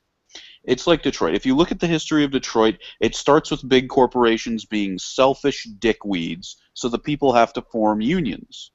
And the people have to form unions, and then they get higher and higher demands the more the company keeps from them and treats them like shit. Well, then the company outsources and moves because it can't keep up with the demands, and if it would just given in sooner to what the people need, then they would have been happy and healthy as a city and a civilization. Exactly. They would have got bigger and bigger. I called it, sorry. Yeah. And they would have got bigger and bigger. That's the thing I've never understood about a lot of companies. They don't realize if they took care of the people that work for them, they would get bigger and make more money and grow. And instead they try to make it like, well, we want to make all the money, and that just makes people leave and makes it harder on the people that are working for you. Yeah, and they don't realize you're actually making yourself smaller by doing that. Yeah, and let's continue with that, because after the demands on the corporation got high, do you know what happened after they moved out? The demands stayed the same, but the employers were now all these small businesses, these mom and pop shops that could not afford to keep up with the demands. So then the people go to these places, and they find themselves out of work because they put the business out of work with the demands they wanted. Yeah. And I feel like that's what would happen if Sony continues down this path, and all the corporations that continue down this path. Detroit is important to remember as an example, because it is not just for YouTube but for the job market in general a sign of things to come, because of our, and people say it's crony capitalism. It really, what it is, it's corporatism. Go on. No, sorry. Yeah, it's going to get worse and worse. You know, people think that, you know, like these companies. That's the thing that I really don't understand, how a company can have like the mindset that we don't have to think about anyone else but ourselves, you know, because that will work for only so long. You're going to get to a point where people, like now, there's a lot of people, and a lot of people didn't even think about it until the stupid Fine Brothers bullshit, you know. When they started to try to say, like, we're going to copyright watching somebody else's material, and you're going to have to pay us for the fact of us stealing somebody else's material and making videos on somebody else's material, you're going to have to pay us to do that. When people seen that, how fucked up that sounds, they started saying, oh, wait a minute, let me see what's going on with the DMCAs. And then you get guys releasing these videos, and then you get the hashtag. And now I think people are starting to actually realize what's really going on, and they're wanting to fight back, you know? Hey, well, hold on. Can you go through, I was caught up in my own stuff. I'm not actually up to date on the Fine Brothers thing. What did they do? What's going on? They tried to copyright the word React. Yeah, they made a whole channel called React World, and they were trying to say that they were really vague, but they were trying to say their style of video, which is basically just somebody sitting there looking at a computer screen and laughing like Dumb and Dumber or something, is actually copyrighted. So they made it very vague to where anybody that was doing React videos, they could go, and they were already doing it. They were running around the internet DMCAing people, and saying that you were using their style and their kind of content by them. They would put out a video about something React, and then other people would make out videos too that said the same thing. So they were claiming that they, well, didn't invent that methodology, but they were the first to copyright the methodology. Yeah, they were going to try to copyright it, and people got fucking pissed. And there was all these bots that were running around. It was really hilarious because I actually looked at their channel before all this went down, and they had 5.7 million subs. 15.7 million subs is what they had. And I started going around and doing my videos and talking about the Fine Brothers, and I did a bunch of stuff. And there was these people coming on my site that I think were from YouTube, and they were trying to run interference. And they were saying, oh, no, they only had 14.2, you know. And then I went on this other site. I have this other site that I was on that I looked at the last 90 days, and they're basically channels on YouTube that have lost the most subs in the last 90 days. Well, on that, it says they've only have 13.4, and it says they've only lost like 300,000 subs. And the fact is they've lost 2.2 million subs. And that they're trying to make it look not as bad as it is, because they've actually lost an entire TYT network, you know. Oh yeah, no, they also use bot accounts to try to make up for it. Yeah, they've got all these people. They're trying to run interference, but the thing is they've paid, I believe, that they paid to get their site that as big as it is, because their site would never be as big as it is. It's not really that big of a deal. It's like people watching a video, or like they'll have old people that come on and they react to like a Slipknot video or something. It's not that, I mean, it's funny, but I've never really watched a lot of their videos, but it's not something that you're going to get 16 or 15 million subs off of. You know, maybe a couple, 3 million, something like that, maybe. So I think the problem that they're having is a lot of their subs and a lot of their views and a lot of all that stuff was paid for. And the problem that they're having is the people that are leaving their site are actual subs, people that actually watch their videos. Because even though they have almost 16 million subs, when you look at their videos, they have like 2 million views, you know, which is a common thing that you'll see on people that have paid for subs and paid for views and all that stuff. You'll see that the actual views on their videos are not very much, as opposed to what they have as real people, you know. So I think the problem that they're having, and the reason why they're so freaked out, is that they're actually losing real subs, not the ones that they paid for, you know. And that's freaking them out. And that's what I'm saying. We have the power to change YouTube, but everybody has to get together. We can't fight over like, oh, well, it's a good thing that they have the DMCA claims and blah, blah, blah. If everybody realizes that it doesn't matter if you've done anything on your channel or not, you can have some feminists come on your channel and flag it, and all they got to do is get 3 or 4 of their feminist friends together and flag you all at once, and you're only allowed to fight 3 claims at once. After you get 6 or 7, your channel's shut down for 30 days, and you have to fight the 3 claims. Once you're done with the 3 claims, then you have to fight 3 more. And your channel may be down for 4 months, 5 months, you know. And they can do that whether you've done anything on your channel or not, you know. And they don't realize that that's the system they've set up. And they don't care whether that's a fucked up system or not, because they still make money.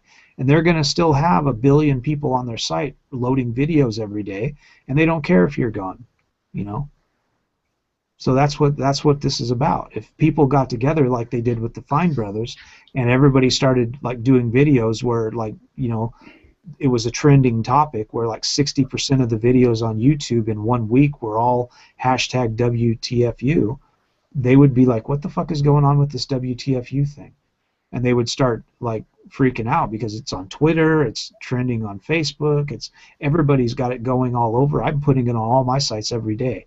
So if it starts trending, and with the thunderclap, when you do the thunderclap, that's basically like everybody that gets on there on one day at the same time, they have a multi-channel thing that gets sent out where it's basically just like everybody's servers at the same time hits that, you know, what the fuck, you know, where's the fair use, you know, immediately, like all at once, where there might be like, you know, 60 million at the same time.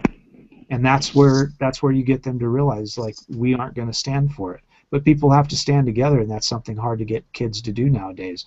nobody wants to stand together. Everybody's got their own idea of what should and shouldn't be done, and because they're doing that, everybody's getting fucked. Well, yeah, yeah. Well, I would say that my defense to that, and I definitely agree that there isn't a lot of cooperation right now, is that like I've already sort of pre-doxed myself and stuff like this, so touchy issues like that for a lot of people, where this whole argument, oh yeah, no, I don't want my name to be. I already have my name on there, and it's fine. Yeah, mine too. I have It's, my actual name on my site, and the thing is like it's hard for like the post office guy to find my house, and to find my house you have to be able to read Chinese, like you have to be able to read kanji, and people in Japan have a hard time finding my house, you know. So I mean, I wouldn't worry about anybody in another country finding my house, and even if they did, it doesn't matter. I don't actually work for anybody. I have my own company, so I export cars. So they can't do anything to me. So they could find me if they want. I don't care. They could dox me all day long. If you get on most of my pages, like my Facebook page or my YouTube page, you could easily trace it back to me, and I wouldn't really care. well, yeah, no. If I had like a boss and he called me in to like talk about claims that he was getting, I would go Ben Shapiro. I would Yeah. Shapiro the fuck up. Yeah. I would go every talking point. I would take him through every single accusation and explain to him why that's bullshit. Yeah. Yeah. Well, I it's kind of nice- like how Rizzle Dizzle handled. I kind of like how Rizzle Dizzle handled doxing. Yeah. He did a video where he said his full name. He showed you his like a piece of mail that he got. Right. He was like, "Here's my street address. Here's my zip code." And he was like, "And if any of you crazy people want to come visit me, just know I'm at the end of the hall. The people next to me, a very nice Asian family. Don't bother them. And don't mess with the lady across the hall. I'm at the end of the hall. I'm at the end. And if you want to come by and be crazy and have some beer with me, I dare you. Come on, do it." Yeah. Yeah. Yeah, Rizzle Dizzle, pretty much. Yeah. I like the way Thunderfoot did it too when he had those people. He's actually he's doing some really amazing research, and he's actually the only one in his field doing it, and he's like doing some really amazing research. And his company that he works for, where he works in nuclear physics and shit, would never fire him. And this dumb bitch in America, the laughing witch, tried to get on there, and like she called his office and said that he was a Nazi and all this bullshit, and they already actually knew the stuff that Thunderfoot was making, so they couldn't, they already knew that like everything she was talking about was complete horseshit, and they didn't fire him. And she was still making videos saying like, you know, she was you know, he was losing his job and all this fucking bullshit, and Thunderfoot just made her look like a fucking idiot. And then in the end, she actually lost her company because she was working for her husband's company, and people started fucking with them, and they actually lost their company from it. Well, yeah, it almost sends this crazy message that if you're really good at what you do and intellectually independent, you seem to achieve more than people who just go with the crowd. That's the patriarchy. If you're a dumbass, you should still make the same amount of money as the other people that are really smart, even if you're a dumbass. You know, Bernard Chapin sort of had like an interesting issue about that. I believe that's his real name, and he shows his face, and he gives a bunch of personal information about himself. You know what I mean? Yeah. I don't know what he does, but apparently he's not independently wealthy, but he like sells books, and he does like contracting or whatever on the side. You know what I mean? Yeah. I think he's on a military pension too. But Bernard Chapin, yeah, I mean, a lot of people, when they first started the doxing about a year and a half ago, 2 years ago or whatever, people were coming on Bernard Chapin page and were saying, you know, yeah, man, this guy's unemployable.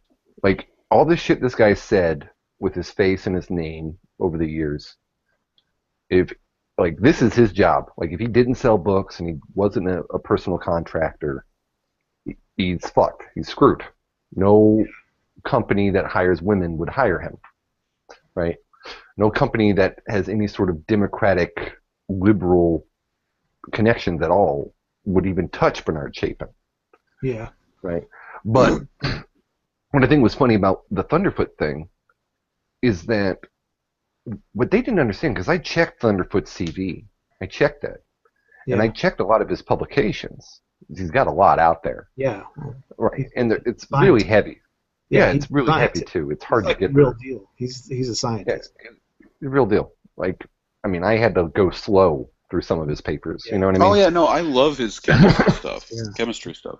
Yeah, he's literally a doctor. He's like, you know, he's like... Right, but he left a tenured position. He was kicking ass and taking names. I forget, some university in California. It wasn't a shibby-shabby university either. Yeah. No. There was no way he was going to lose his job. He was only a year, 2 years into the job that he had in Czech Republic. Yeah. So that means they pulled him away from an American university in California where he had 10 plus years, so he was on tenure track. They pulled him away from a tenure track position so that they could fund his research in their little school in the middle of nowhere, right? You're not going to fire that guy. That guy could go crazy and beat women and children on the street. You're still not going to fire him. The image I have now is of him running through the streets naked, beating women and children, going into a pet store, pissing on live puppies, and then eating a live bird. That still wouldn't get Thunderfoot fired. It's that wouldn't. No. He's not gonna fire him. The kind of shit that he's doing is so advanced, and like the kind of he's doing some really advanced like stuff in like all kinds of like crazy stuff that he's doing, and he's the kind of stuff that he's doing. He's the only one that can do it, and that's why he's like cornered the market on what he's doing, and nobody's going to fire him. You know, so they're going to have a really hard time. Doesn't matter what he says, of getting him fired, because in his field, as long as he's doing stuff and not harming anybody, like the stuff that he says on the internet, even if he did say a bunch of fucking Nazi, racist, fucking bullshit, they're not going to fire him, because as long as he's not harming anybody physically and not killing anybody and not doing anything at work, they're not going to say anything to him. They're going to be like, just keep doing what you're doing. Yeah, plus Nazis are really good at chemistry. Yeah, exactly. Yeah, they're not going to say anything to him. They wouldn't care. You know, as long as he's doing his job and he's doing a really good job of it, they would probably be just like, don't worry about it. Don't worry about it. Yeah, if I ran a gun store and found out one of my employees was a Black Panther, I'd be like, this is good. This is credentials. Yeah. Yeah. Yeah. It's just good for business, you know. When some black guy comes in, he's like, "Oh, go talk to him," and he's like, you know, he's a Black Panther. He'll deal with you. He'll give you a good deal on a gun. You know. Well, I mean, I know a little bit about the research world. Yeah. And what it is when you pull a guy like that from a situation like that, that's at least a 4 or 5 year commitment, at least, and you're looking to get at least 2 papers out of his ass. Oh yeah, and they're good paper. They're good, and you want research results. Yeah, if they even fathom letting him go ever, it's going to be after he drops like $1 million plus discovery. It's going to be after he publishes something in the journal Science. Yeah. It's going to be after that. Yeah, exactly. That's the thing. I think that's the problem with a lot of the feminists, is like I say, like how they're looking for men and they're looking for husbands and stuff. They don't understand the concept of a man. These guys are like, they're doers. They're hard workers. There's a lot of guys like that. These are the men that women want to find to marry, but they can't, so it pisses them off. And guys like Thunderfoot are the normal guys. They're very driven. They're very knowledgeable. And it's very hard for a guy like that to not be seen in society as somebody that is valuable. And that pisses women off to no end. They don't want that. They want women to have that, even if they don't have anything to offer to get them there. Yeah, well, also with Thunderfoot, I mean, you can tell that he was in the military at some point, and he has kept up with his PT every single fucking day. Yeah, yeah. His body fucking ripped every time he's on camera. It's like, hi, like I fucking look like a superhero. Yeah, exactly. No, Actually, I you know what's saw really weird? His face looks like a D&D nerd from like the 1980s, but then his Yeah. body's like Batman. Yeah. I don't know. That's got to be recent because I saw him back in 2011. Me and him were at a convention together. We stayed in the same hotel. We sort of drank together. I got to hang out with like all the big atheists. It was really weird. And what Shi-nu said about Thunderfoot is oddly correct. Of all the atheists, of all of them, all the ones who could afford to go to the international convention and bothered to talk to each other, right? A lot of atheists aren't very touchy-feely interpersonal. But he was the coolest dude. He is of all the guys there, I guarantee you, women would want to fuck him. Yeah. Of course. No, he is so fucking cool. Like, Well, that's the he's thing. cooler than Aaron Ross. Guys that aren't like that, he's like that because he knows he's like that. That's the cool thing about it. Most guys are really confident if they know that they're like that. A lot of guys are fronting. They're like, oh, I'm this and I'm that and blah, blah, blah. And they actually aren't. And because of that, they have to show off and try to be even more impressive. And actually what that does is send women running. And the thing is, with Thunderfoot, he's just a nice guy. He's very smart. He's very knowledgeable, and he knows he's very smart, and everybody else does, which makes him very sexually arousing to women. And it also makes other guys think he's really cool, because he is. And he knows he is, and that's all you need. So a lot of guys that are fronting like, no, I'm really cool, I'm smart, they're not. And they can't do the work to be like him. And that's what's cool about Thunderfoot. He knows he's smart. He knows he's, and all the women around him know he's smart, which is why he could very easily get laid, Oh, dude, he does. Yeah. I didn't see him personally get laid. I didn't see it, but it's got women on him. Yeah. You sensed it in the air. Yeah. Oh, dude, yeah. Oh, dude, and PZ Myers is a total tool. PZ Myers is a total tool. Aaron Raw has just got his wife attached to him, which is he's a male feminine. So, I talk a lot on my channel about stupid smart people, and Aaron Raw's one of those where he speaks so well about atheism, but then you get him into these certain areas.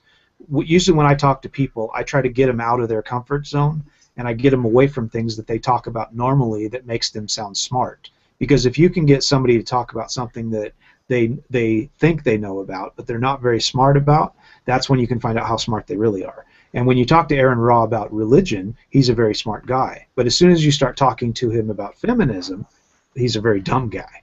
And he starts talking about the wage gap and how women have it bad in society and all this bullshit. And it's because he's married and his wife is a feminist. So he's actually a stupid smart person, Well, see, here's to support something you said. Of all the people I talked to, Thunderfoot was the one guy who didn't really mention anything that would sound, and this is going to sound weird, this sentence, but he was the only one who didn't say anything that seemed overly smart. He was the only one who didn't seem to have any airs about him. Yeah. In fact, he was pretty much, we're all atheists. He was like, we're all on the same page here. Yeah. Why are we preaching to the choir, so to speak? You know what I mean? Well, and this is how cool he is. But I saw, judge a man by his actions, right? Here's how down to earth and bro Thunderfoot is, right? And I might get him in trouble on this. I saw him, because when you look at him, you don't think he's got a lot of money. And maybe he does, maybe he doesn't. I don't know. Well, he's being paid a lot of money to do what he does. He's getting all kinds of people paying him. Well, yeah, as far as how you carry... Sorry. No, I just want to finish it up real quick. Here's what I saw him do that makes that thought all weird, makes him down to earth. I saw him in the morning at the bar we're all sitting at the tables, right? The breakfast tables or whatever. It's the hotel where the restaurant and bar are the same thing, right? And he snuck in a 20-ounce Pepsi bottle and a little, half pint of alcohol. And he mixed his own drink right there at the table, all sneaky style, with his hoodie. He was wearing a hoodie early in the morning, and he mixed a Pepsi and rum or Pepsi and whiskey or something. It's like, dude, the bartender's right there, right? Yeah. Yeah, that's Thunderfoot. Yeah. And why is Thunderfoot sneaking in Pepsi and liquor fucking hotel bar. Because he's Like, smart. He doesn't want to. He doesn't want to pay for that same drink. He would have had to pay like $25. He just did it for like $5. You know, he'll do it himself. He's smart. You know. yeah, but I you would see like him in to his hoodie describe doing it. myself as a stupid smart person. Yeah. I really like the only reason that I would consider myself at my core a smart person is because I think I've developed a technique that no other YouTuber has tried, and it has benefited me greatly. Yeah. I admit when I'm wrong. Exactly. That's the thing. That's how you know you're smart. A lot of guys, they put on a front that they know a little bit about everything, and no matter what somebody brings up, they're like, "Oh yeah, I know about that." I'm not like that, and I've actually worked my entire career. I've been teaching for 25 years, and I've worked my entire career to stay just like I was when I first started out. That's why my students like me. I used to teach, and when I would teach, I would talk to my students like I normally do, and I would even curse in class, and I would be talking just like they do, and I would use slang and make them laugh and stuff. I have a fucking PhD. You know, I have a master's in psychology and I have a PhD in music, and I would be teaching music classes and psychology classes, and I would be making people laugh, and I would talk just like them, and I wouldn't be all pompous, and I wouldn't be arrogant, and I've worked my whole career to stay that way. I don't want to act like that because that doesn't get you anywhere in society. I think one of the YouTubers that I like to watch, Grade A Under A, brought up a really good fact about English language.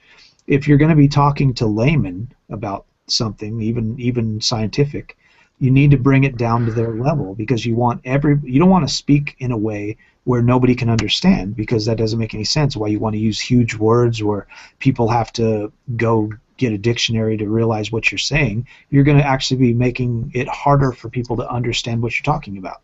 So if you bring it down to a level where everybody can understand it, it makes it much easier for people to learn. So that's what I've always subscribed to that. So even though I have a doctorate, I'm not going to speak in a pompous way and make things that I'm trying to explain sound harder than they need to be, just because I want people to say like, wow, he's smart.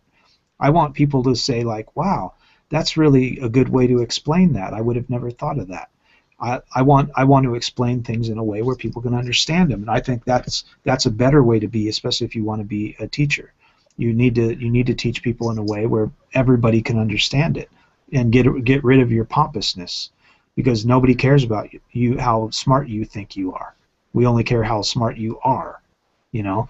And a lot of people want to put on a front that they're so much smarter and they're so much more important than they really are. You know, like the people that run around the internet and tell everybody how to spell. You know, those people are just stupid. It's like if you know how to spell the word that I put in the description, then obviously you knew what I meant. So shut the fuck up. You know? Yeah. That's the whole point. If you knew how to spell happened. what I put in the fucking description, then you knew what the word was that I was trying to say. So don't tell me how to spell it. Just tell me what you think about what I said. You know, Yeah, that happened to shit pisses me. off. Yeah, with my apology to Devin Tracy, because I been accidentally slandering him because I didn't know the full information of a case where he was didn't really dox, but kind of didn't even really do anything to a 14-year-old kid.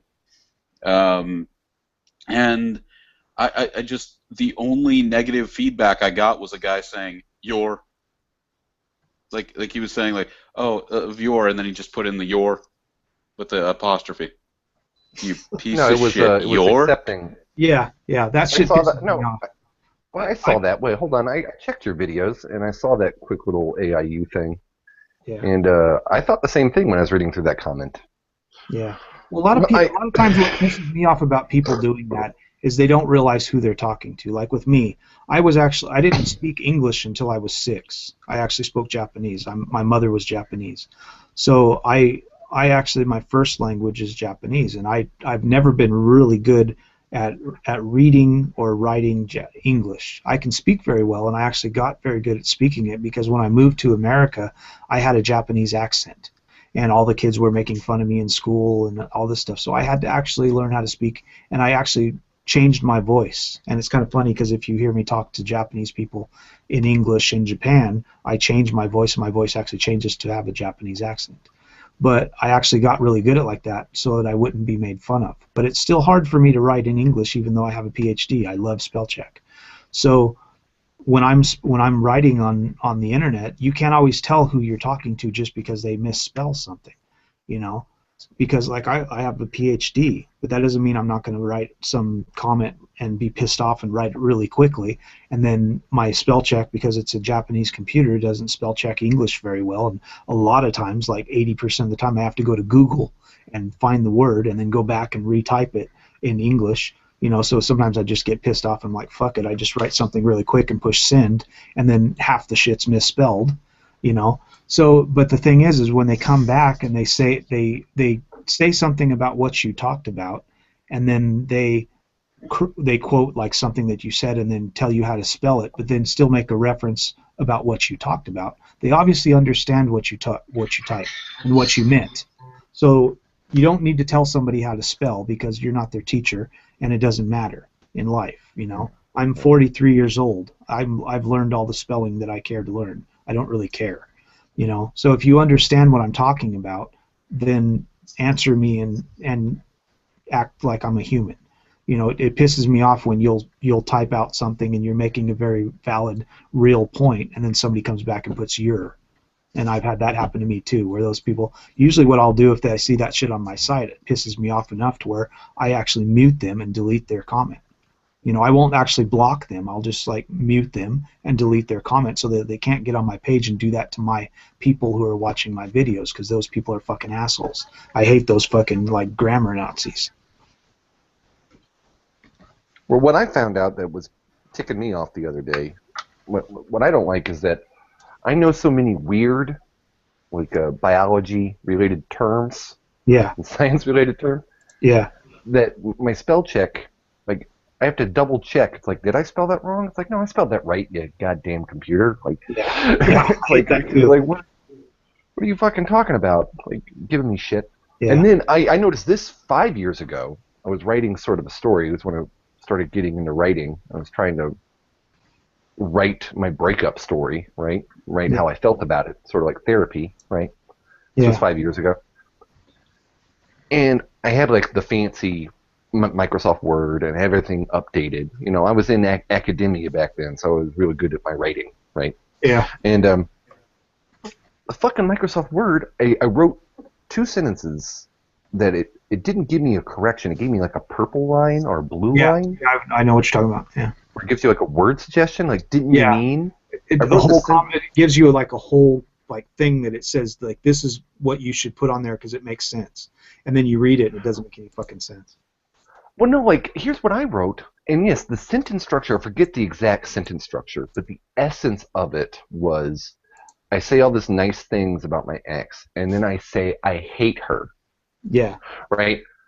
And then it gave me a correction, and I hovered over it and said, "Didn't you mean I love her?" And I was like, no, you fucking computer, I fucking hate this bitch. It sent me into like a 20-minute, like, am I getting shit from everyone, including my software? Am I getting shit from everyone about my breakup, including Microsoft? Is Microsoft? Well, yeah, I mean, there's a writer who complains about that stuff too. I can't remember his name. George R. R. Martin, that's the guy who did the Fire and Ice books that turned into the Game of Thrones thing. Mm-hmm. He always complains that this is why he uses an old typewriter, but also because I assume he's a hipster from the Suspenders, or he really likes Larry King's fashion choices. With him, never pause for a laugh. There's never a laugh. Okay. With him, he always complains because he has to type these long fantasy names, and on an actual computer, it's like, didn't you mean spoon too? Didn't you mean boring son? Didn't you mean, you know? Yeah, I get pissed at that too. Yeah. Well, the thing that I like to point out is, like, the reason why I think that's really an asshole way to be, these people that get on and, like, they want to show how smart they are because they got a bachelor's in fucking English or some bullshit from some university. And then they they're like 14-year-olds. And they get on your page. No, a lot of them aren't. A lot of them are grown-ups. They're fucking married and shit. They'll get on your page and they do that, and they don't realize this is the fucking internet. You might be talking to some guy in Bangladesh that his fucking 4th language is English, you know, and he's just trying to tell you some shit. And I never even fucking like make fun of people like TJ. TJ does this shit all the time. TJ Kirk. He's always whining about his subscribers, and he'll like be saying something somebody typed, and he's like, I can't even understand it. I can't read this shit. And it's really fucking annoying that people don't realize that you're on the fucking internet, and a lot of people don't speak English. So when they get on there, just read their comment and say, I think what they're trying to say is this. And then you can kind of comment on what. That's all I ever do. I never fucking tell somebody like, oh, you don't spell it that way, or oh, that doesn't mean that. The only time I'll tell them that is if they're saying something in Japanese to me. Sometimes people want to speak in Japanese to me, and they think they know what they're talking about, and I'll just say, that's actually not how you say that. It's actually pronounced this way, you know? And I'll just tell them like that, but I won't actually correct them or anything like they do with English. I would never do that, because you never know who you're talking to. It could be somebody in fucking Egypt that's fucking writing you something or something, and that might be their third language that they speak English. They don't know that much English, and they just know enough to like type a little bit, and maybe they did a spell check through Google or something, and that's what it told them, so they fucking put that on there, and then you're not even answering what might have taken them 10 minutes to write, which is just one paragraph, and then you're an asshole enough to tell them and you don't even fucking answer them. I'm like, you know, that shit makes me want to slap somebody when I see shit like that, because you don't know how long it took them to write that fucking thing. They may be Chinese, and they wrote it in fucking Google Translate, and then fucking translated it, and then asked somebody online if that was right, and then they put it on there, and they still misspelled something, and then you get on and just say you know, fucking answer what they asked. Answer their question. You know, quit treating them like shit. I hate people like that. Quit being grammar Nazis. They don't need you to be their English teacher. Just answer what they asked, or comment on what they said. Treat them like a human being. You know? Yeah. That shit always pisses me off, because like I say, English isn't my first language, and it's not a lot of people's first language. You know, like when you're talking to people in Mexico or France, or Canada. You might be talking to people in Canada from Quebec, and their first language is French. You know, so they're online talking to you, and they say, oh, they're Canadian. Then you're like, oh, well, they know English then. You know, and they're talking to you, and then they misspell something, and you put "your" on there. Their second language is fucking English. Maybe even their third. Maybe they speak French and German, and then they speak fucking English. You know, and then they've said something, and you don't even answer back because they didn't put the right "your" or the right "there" or something. It's like, come on, man. Treat people like a fucking human. If you understood what they said, then that's all that needs to be. You know, you don't need to worry about that. You know, like if somebody misspells, they didn't notice, and they put "no," and instead of KNOW, they just put NO, and stuff like that. You know, you don't have to go back and say no. By reading the conversation, you meant, oh, they mean no, like KNOW. So you already know what they were talking about. You don't have to point that out to them. They don't. Well, hold on. I read a comment just the other day that I couldn't figure out. Either they were typing wrong or something. Yeah. No. Sometimes it is necessary. Yeah. Like I don't tell them to spell it right. Sometimes if they do that and I can't understand what they're saying, I'll just write back, and I'm like, could you say right?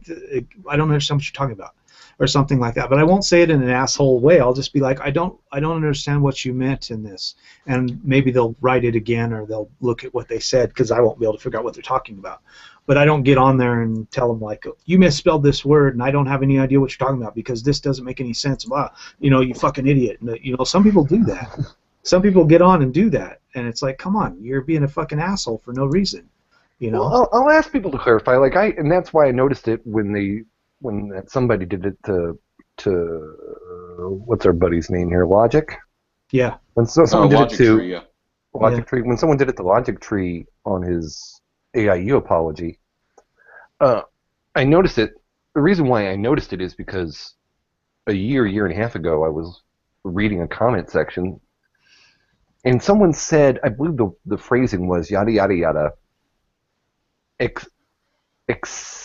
expecting of her. And I was like, well, either you're expecting her, and the of was the error, or you're accepting of her. Yeah. What are you talking about? They never clarify what they're talking about. The only time I like when they do that is sometimes I misspell my on my videos. I'll put like the title of the video, and my like I say, my computer doesn't know what the fuck I'm talking about because it's Japanese. So I'll sometimes put things in there. And I think that looks close. It looks like I think that's right. And then like it'll only be up for 10 minutes, and somebody will jump on my page and just say really nicely because they know how I feel about this. A lot of my subs, they'll get on there and they'll just be like, I think you meant this, and I'll look and I'll be like, oh yeah, thanks, that's what I meant. And then I get on my thing and I change the word, you know. So yeah, I'm no longer that. You know, grammar Nazi I don't mind when they do that, when they're doing something and it's nice. But when you can tell the difference between somebody just realizing you don't know how to spell that, or you didn't mean that, and saying like you're a fucking stupid ass. Why'd you put that? You know, there's a big difference in those two statements. You know? Now that one's uncreative. You're a stupid ass. Yeah, exactly. You know, like you should have used a bigger word there. You have a PhD. It's like I don't fucking care. What are you talking about? I teach music, you know. Well, no, I'm just saying, just because I've had a lot of experience with very specific wording of very specific things, that if I can't specifically follow what you're saying at every step, my brain's like, what the hell? Like, I have to think about what you're saying now? Like, what? Yeah. You're supposed to have thought about it before you wrote it. You got to realize you're all over the world. You're on the internet. So when you're talking to people, like sometimes I'll get on these podcasts and I'll have people from 7 or 8 other countries, and a lot of the people that are on my thing don't, their first language, even their second language, is in English. So you just got to deal with it. Sometimes you talk to people, and when they're talking, you can't even understand what they're talking about because their language, their skills in English isn't even that great. So I'll tell them, just type it in the sidebar, you know, and then they'll type it, and I'll be like, oh yeah, I understand what you're talking about, you know. So you know, there's a way to do it and not be an asshole about it, you know. But some people, they just don't know how to do anything but be an asshole. If you're not perfect at English and you didn't have a master's degree in English or something, then you're, you know, I've got to tear you down and make you feel like shit. And that's just, I think that people like that are just horrible, you know. Oh yeah. Because there's no reason for that, you know. There's no reason for that, especially when you're on the internet. I understand if you're in a podcast with like 6 people from the town you live in, but that's not the case ever. You know, you'll be lucky if you're on a podcast with 1 person from your state, you know, let alone even your country, you know, like you're talking to somebody right now that lives in Japan, you know. So I mean, you know, that's usually how podcasts are. So you can't expect somebody that lives in other countries to know your language as well as you do, you know. Well, yeah, well, of course. But I will like to point out that I am in a hangout right now with someone who does live in my town. Yeah, exactly. Yeah. Oh yeah, no, we live in Houston, right? Yeah. Yeah. H-Town. Yeah. Yeah, I'm sorry. It's like 1 square block of suburb, and then everything else. I mean, no, wait, no, it's 1 square block of city, and everything else is suburb. Yeah. Because I would like to dispel this myth right now. Can we please just dispel the myth that suburbs mean less crime? Yeah, exactly. Yeah, that's where all the guys go to steal people's shit and take your bikes and stuff. You know, they're going to the suburbs to do it. Yeah, it's just ridiculous because I just find it to be so stupid because there are benefits to being in the country. There are benefits to being in the city. But neither of those benefits and all of those problems are found in the suburb. Yeah. Well, most people that live in the inner city usually will go out. I mean, like 85% of the home invasions are in fucking like suburbs. You know, because that's where people go to fucking, like, they know those people probably have a job and they're fucking working all day long, so they can go during the day and break into their house. You know. You know what's funny, in outermost West Houston, in Logic Tree will probably know this, the Katy area. Mm-hmm. The Katy area won't allow metro buses to go out there. They won't allow anything but the parking rides to go out there. Yeah, I remember I went there for elementary, Katy Creative Arts, and it was, I know it sounds like a retard school.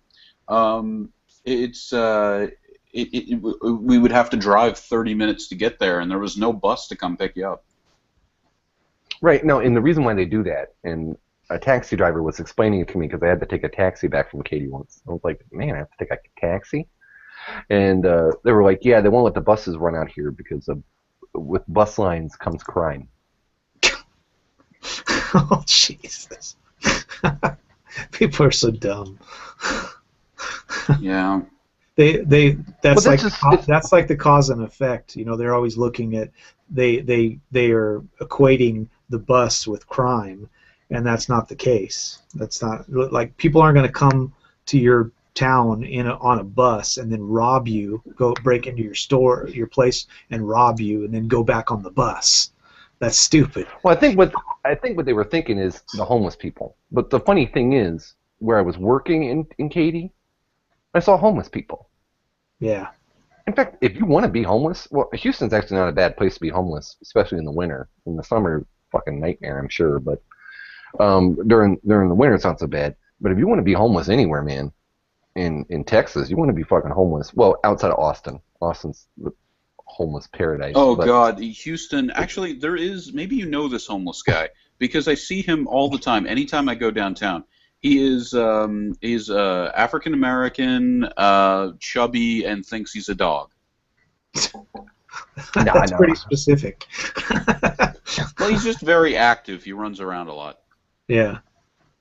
No, I haven't seen that guy. But no, you want to be homeless in Katy? I mean, I was looking around once. I was like, "Where's a homeless person gonna live around here? There's no homeless shelters." And I was like, "Holy shit!" Practically every little, like, the dumpsters for the companies have like their own little four-walled little protecting things. Yeah. And then I was walking behind the shopping center and behind this Guitar Center. The Guitar Center employees had apparently pulled their dumpster out of its little four-wall little room. Yeah. Right? And they'd put couches and shit. That's cool. I was like, shit, like, that's like a pretty much a fucking room. It's a free room. You got a free room if you're homeless in Katy. Free room behind the Guitar Center. And that is one thing I will say, because you can say a lot about how Texas has given in to a lot of the bad parts of conservatism and a lot of the bad parts of just the right wing in general. But that's just a matter of a fact, is that this state, you're not going to find hypocrites here. You're not going to find people, because what we're talking about, that is actually one of the benefits of republicanism, because it creates an environment where charity is necessary. Yeah. Well, it's true. I mean, I actually haven't lived. I actually lived a lot of other places, but I don't know. I do like the Texas solidarity and the Texas sort of sense of forthrightness. Right. Of course, there's like layers to it. There's a Southern hospitality, which is sort of almost like Islamic in its sort of nature. You have to be nice to people. Hey, you want a drink? You want to sit on my porch? You want to hang out? Brother has a good point. But you do not get involved in someone's personal business. You can hang out and sip lemonade on my porch with me, but you can't come in my home. Don't ask me anything about my wife or my kids. You know what I mean? Yeah. I hear you. Very formal barriers. But when Texans want to be nice to you, they're honestly nice to you. Yeah, no, I know that because I was like a weird piece of shit growing up. Sorry. I'm getting an echo. Yeah, whose computer's doing that? Is that the new guy? Did somebody come in? Yeah, Stalinist Brony, I think. Oh yeah, it's gone now. Stalinist Brony, what's up, man? It's probably him. Yeah, put on your headphones. Yeah, I was just gonna say, because I was a weird piece of shit growing up to like everyone around me, and honestly, Texans are nice. They put up with that shit for 18 plus years. Mm-hmm. Yeah. Oh yeah. Oh, we'll put up with a lot. We put up with the Mexicans for a very long time. We had to get rid of them eventually. It's a history joke. It's not a racist joke. That's a history joke. It's a Texas history joke. I know. It's a joke. Remember the Alamo, but like just the 800 comments coming. Yeah. Every time somebody says "Remember the Alamo," the only thing I remember is Ozzy Osbourne. I'll be honest, my first thought is of cigarettes, and I live in Texas. My brain immediately goes from the Alamo to the Yellow Rose of Texas. Yeah. Because that was a better tactic. I like that tactic better. Use the pussy as distraction. Yeah. Not the men. Not the men in the fort. That's the lovely feminist mindset, man. That's what they do. They use the pussy. Pussy will get you every time. Well, Santa Ana That's wasn't always going the downfall of every man in history. Has always been a woman, and it's always the pussy. You can take down anybody, any emperor, anything you want by just throwing a little pussy at them. It worked. It worked in San Jacinto. Yep, it works everywhere. It always has. It always has. The Roman Empire was brought down by women. The Egyptian Empire. You know, everybody can be brought down with a little bit of pussy. You know, the Roman Empire, totally not brought down by the Germans or anything. No. It was women. Yeah. Wasn't the Germans. Yeah. No. Or the Parthians, or like, you know, anything like that. Yeah.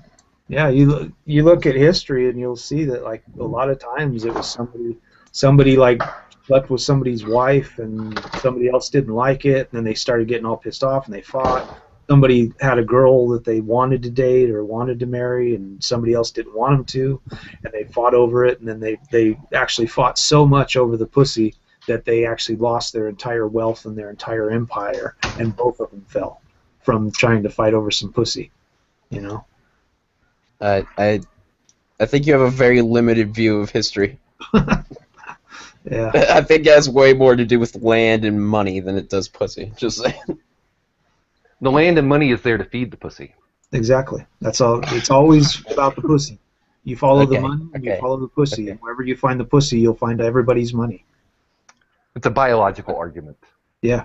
You can connect. Yeah, no, I'm not arguing with that. I'm just saying. Yeah. Wherever you look for wealth, you'll find a pussy where it's sitting. You know, guaranteed. You'll find wherever the wealth is in the world, you'll find it at the beck and call of a female. It's true.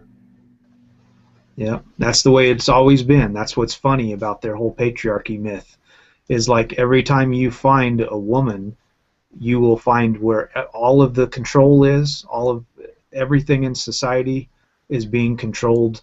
Even if it's like they don't do it like right up front. They never do. They never are like, you know, controlling in a way where everybody can see that they're controlling. They're controlling in a way where it's kind of behind the scenes, where they're very manipulative and they act like they're not controlling. Like, oh no, it's, you know, you have free will and you can do whatever you want and all this stuff. But Oh yeah, no, you see that with Canada right now. Yeah, it's all behind the scenes, and it always has been, and they have always had the power. But they always play that like, oh no, we don't have the power. It's all the guys. All the guys are the ones in power, and they do it kind of. I think they do it on purpose because they want us to think we have power when really we don't have any power. Well, I don't know. I think that kind of sounds like the opposite of the patriarchy myth. Yeah. That's what he said. He said that. Well, that's the thing. It is. The thing is their idea of the patriarchy myth is a myth, but what we're talking about isn't a myth. What we're talking about is reality, and it has been reality for over 4,000 years in society. Women have always. Well, then you definitely. Well, yeah, you definitely need to specify who they is, because they gets very broad. Well, it doesn't get broad. It's women. They. Any woman with a pussy will tell you that she's downtrodden and everything, and any guy that's married to a woman will tell you he can't even wipe his ass without asking his wife first. Any guy will tell you that's married or that has been married for any period of time that he is not in control of his family life, and he's not in control of his life anymore. His entire life is dedicated to her and her needs, what she wants, and he has to ask for permission to sneeze. And that's control, and that's how society has always been. And it always will be that way, and they'll continue to push the narrative that no, women have it harder than men, and they never have had it harder than men, you know. Yeah, well, no, here's a Karen funny Strong thing. talks about that a lot. How she talked about back in the 1800s when guys would be married and their wife would beat them up, they would take them around the town on the back of a donkey backwards, and then they would throw lettuce at him and cabbage for getting beat up by his wife.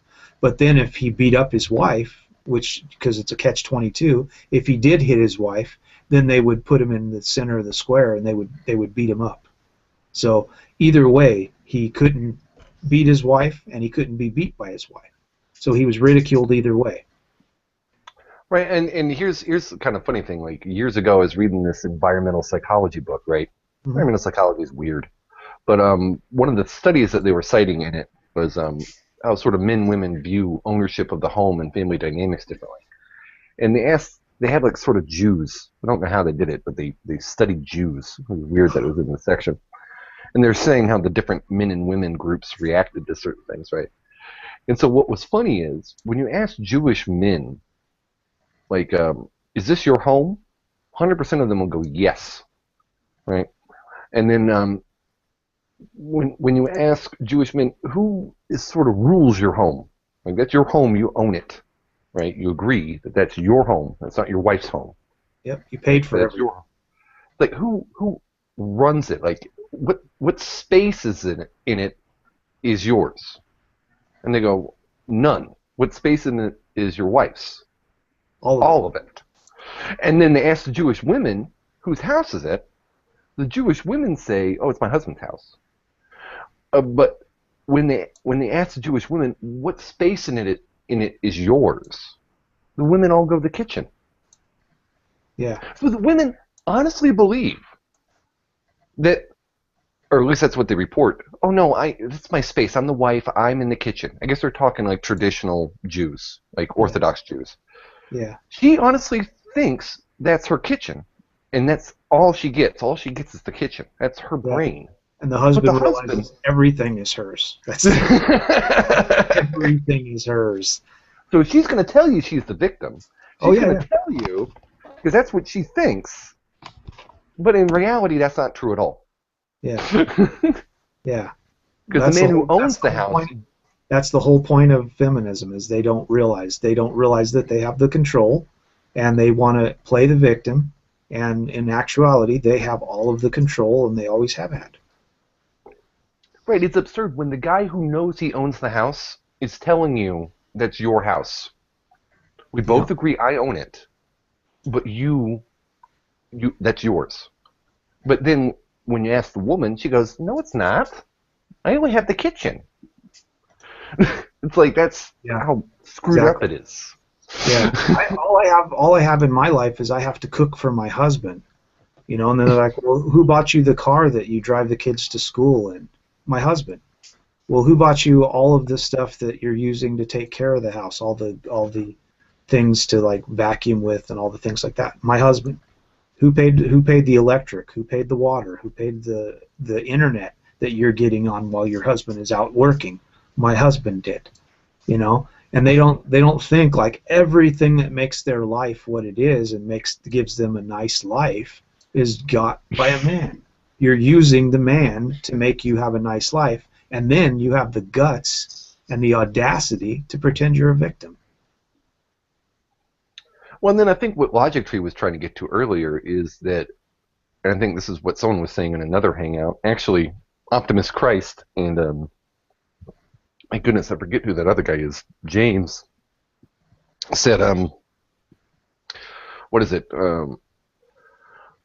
men would just like to be appreciated, right? Yeah, and pretty much. All the husband would really like for women to do is to acknowledge that he's providing, that women aren't using. See, here's the sort of word dynamic, the sort of thinking dynamic that needs to change. Women need to stop thinking that they're being used, stop thinking that they're using men, and realize that they're being provided for. I'm giving you this home, I'm giving you this food, I'm giving you this car. And what men want in return for this is not just sex, right? That's what a lot of women reduce it to. What it is acceptance, love, appreciation. And that's what women failed to do across the board, even feminism. And I came up with this 2 years ago before I started making videos. Yeah, I was in this comment section of this, the fact-based feminists or the factual feminists or whatever. Mm-hmm. And this woman was going on this like rant about, respect, and I had to list all the crap that men have done and all the crap that men have given women. You wanted to have sex without consequences of pregnancy. We invented the fucking birth control pill. You wanted to, not be on the pill, so we gave you the diaphragm. You wanted, hey, not use the diaphragm. We changed abortion laws. You wanted to work in nice buildings. We built you a house. We built you offices. We invented air conditioning. All this stuff we did to make women happy. Yeah. And I said, and you want respect now too? You Exactly. want respect?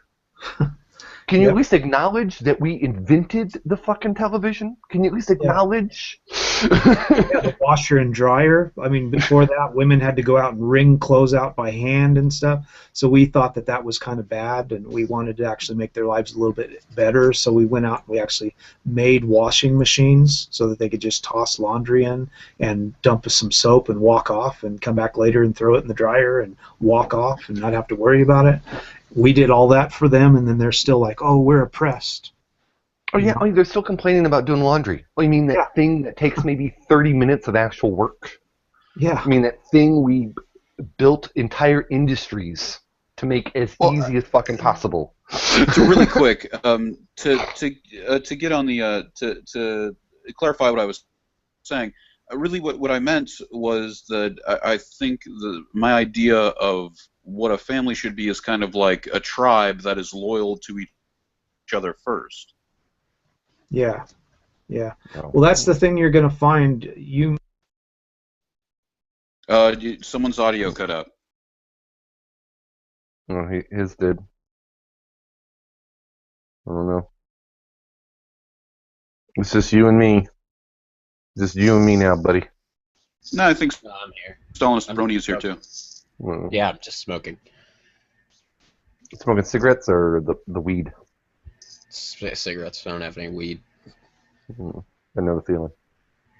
I know, right? It makes me want to start dating women just for the pot. But yeah.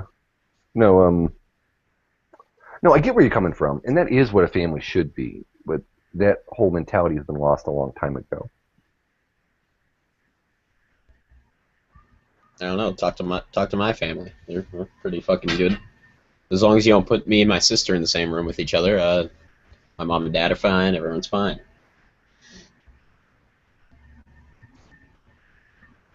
I suppose we have to be though in the current situation, but Stalinist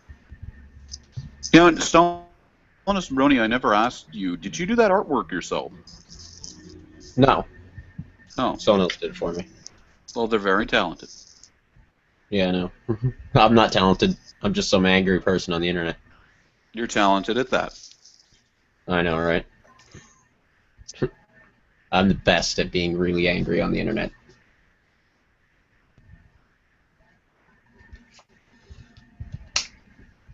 No, dead air. No dead air.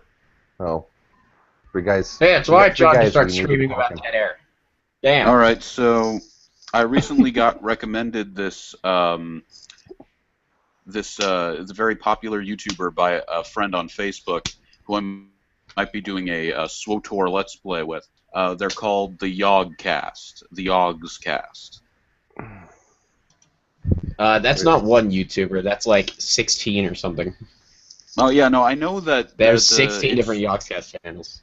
Yeah, I know that it's Jesse Cox and Wow Krendor. I know those two. Lewis and Simon, Sips, Jin, Rithian, Hannah. That's all I can think of off the top of my head. That was Okay. weird. My computer turned off automatically. For some reason. Sips is my favorite. Go watch Sips. Sips is the best. It might have overheated. Yeah. I was The talking playlist- about stuff. Oh, sorry. I was talking about feminism and stuff. Maybe that's why it went off. You know, it's very weird. Whatever.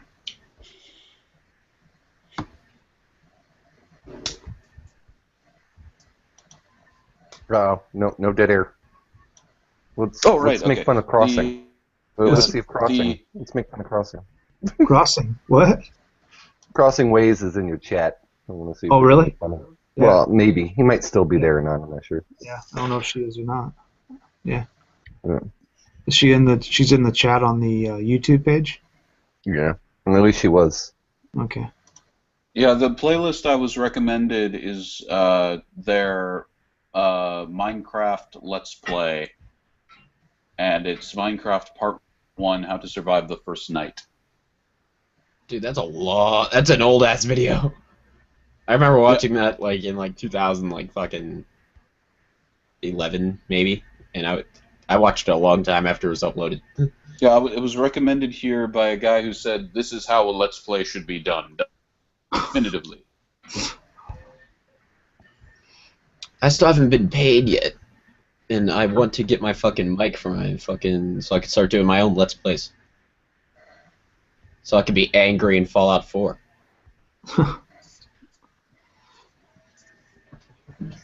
Yeah.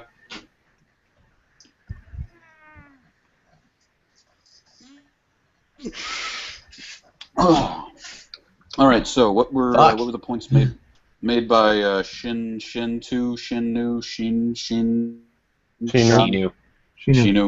Logic Tree. God damn it. Yeah, I have a lot of people do that. So. Hey, I didn't do it. Yeah. I knew your name the first time we met. Yeah.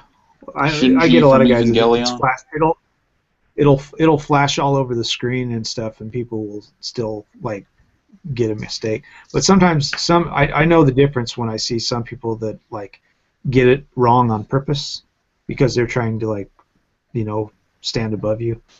You know, where they're like, I've had people come on and I will say some stuff and they'll say some things and I'll basically say some things that make them look like they're not as smart as they're trying to make everybody think they are. And then I'll say some stuff and then they'll turn around and they'll be like, well, from what Sheen, I don't know, was trying to say, you know, to where they're trying to be like an asshole, you know. They're trying to be like, I don't even know what your name is. You're not important to me. That kind of thing, you know. Yeah. So I kind of know. I know when somebody's trying to do that. I've been called Stally. I've been called like all kinds of fucking shit. Yeah. That's like retarded. You've been called a fish. A fish? Yeah. Remember? Yes, the guy a fish. Fish head. Yeah. Chuck. Your fish head. Chuck. Yeah. You have a fish on. Yeah, and you kept telling him it's not a fish, it's a fucking brony. You know, it's like, come on, man, it's My Little Pony, dude. And he's like, yeah, but it's the guy with the fish on his head. He's like, fuck. That's what I mean. There's some people that do that shit on purpose. Like, if you're gonna make fun of it, at least make fun of it right. Damn. Yeah. I mean, come on. Exactly. Yeah, like I'm transgender. It's like if you're gonna make fun of me, go ahead and make fun of me as all you want for being transgender, but at least get it right. You know, it's like, come on, bro. At least get it right. Wait, you're transgender? Yeah. What's it? Yeah, never mind. Fuck it. I just saw this thing that said "clop sexual." Hashtag clop sexual awareness. Yep, that's me. Yeah. He's a brony. Yeah, therefore I masturbate directly to My Little Pony all the time and never masturbate to anything else ever. Mm-hmm. Yeah. Are you actually a fan of My Little Pony? No, not at all.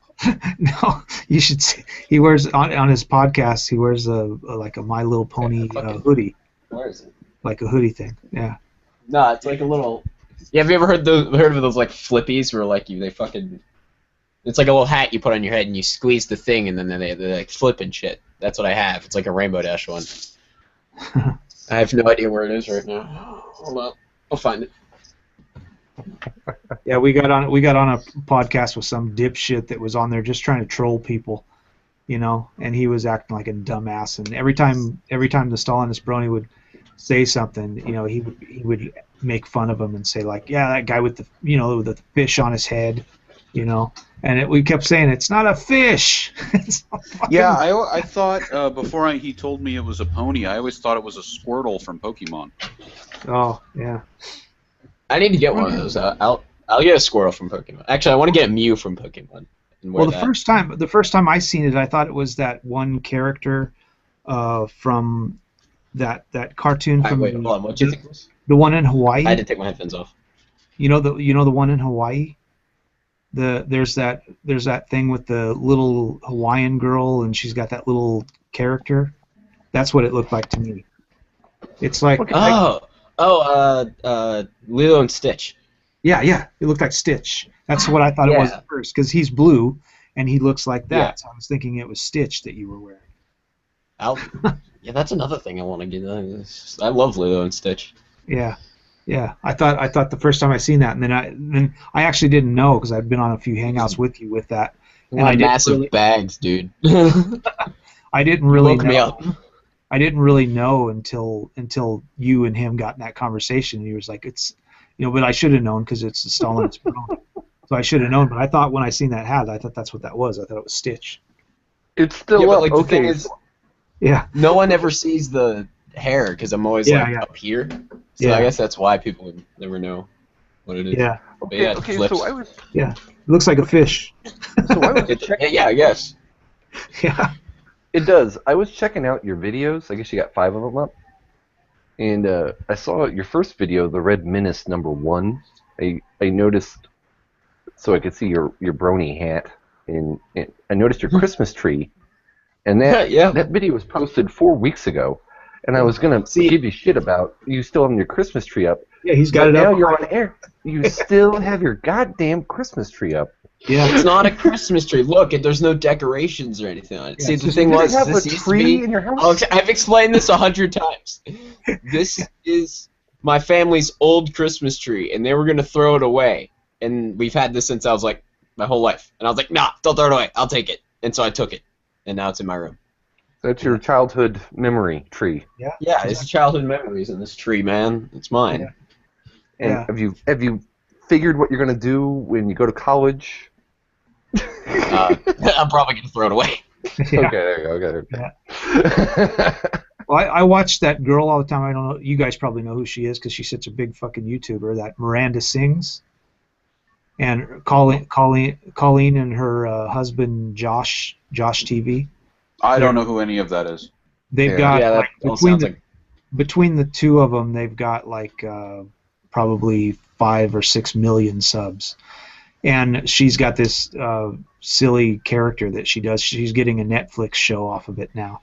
And she's got a character that she does called Miranda Sings. She's kind of a really annoying girl that puts lipstick all over her face, and every guy that she sees on YouTube she thinks is her boyfriend, And she actually bought a house with her husband just in the last 3 or 4 months, and they've actually just moved in. And she has a room that's all Christmas, and it's for like people that come stay there. And everything in the room is the Christmas decorations, and she calls it her Christmas room. So they've got like Christmas trees and Santa Claus, and the bed sheets are all Santa, and it's really funny. She was showing it the other day where everything in the room was Christmas. Well, I would just stay at a hotel. I'd be like, thank you. Yeah, if you come over to her house to spend some time, like a weekend or something, and she puts you in the Christmas room, and it's like July, and you're like, why am I in the Christmas room? Waking up drunk one morning, like, what the fuck happened? Yeah. Yeah. Not where am I, when am I? What's going on? And you wake up and the alarm, I think she even had an alarm in there that was set up for Christmas stuff, where you woke Goes up. off, it's like, we wish Frosty you a the Merry Snowman. Christmas. We wish you a Merry Christmas. Yeah, exactly. You wake up. I think her thing, she said it wakes you up to like Frosty the Snowman, because it was one of her. You know what favorites. would be funny? Frosty the Snowman. You know what would have been really funny is if it woke you up to "I wish you were Merry Christmas." Someone just wakes up and says, "I'm not giving Tiny Tim my money." Yeah. Like, that was scary. That was the horror part of the Christmas Carol, right? Was giving Tiny Tim money. Yeah, for rich people. Yeah. That's the metaphor for the YouTube copyright claim. That's a metaphor for that. I'm not giving the YouTubers my money. You know. He's Yeah. scary. Like, have you ever heard Tiny Tim's like Walking in the Sunshine? Song's on there, right? Yeah. Tiptoe through the tulips. Yeah, I remember when I was a kid. That was like, No. we all thought that was Scary. hilarious.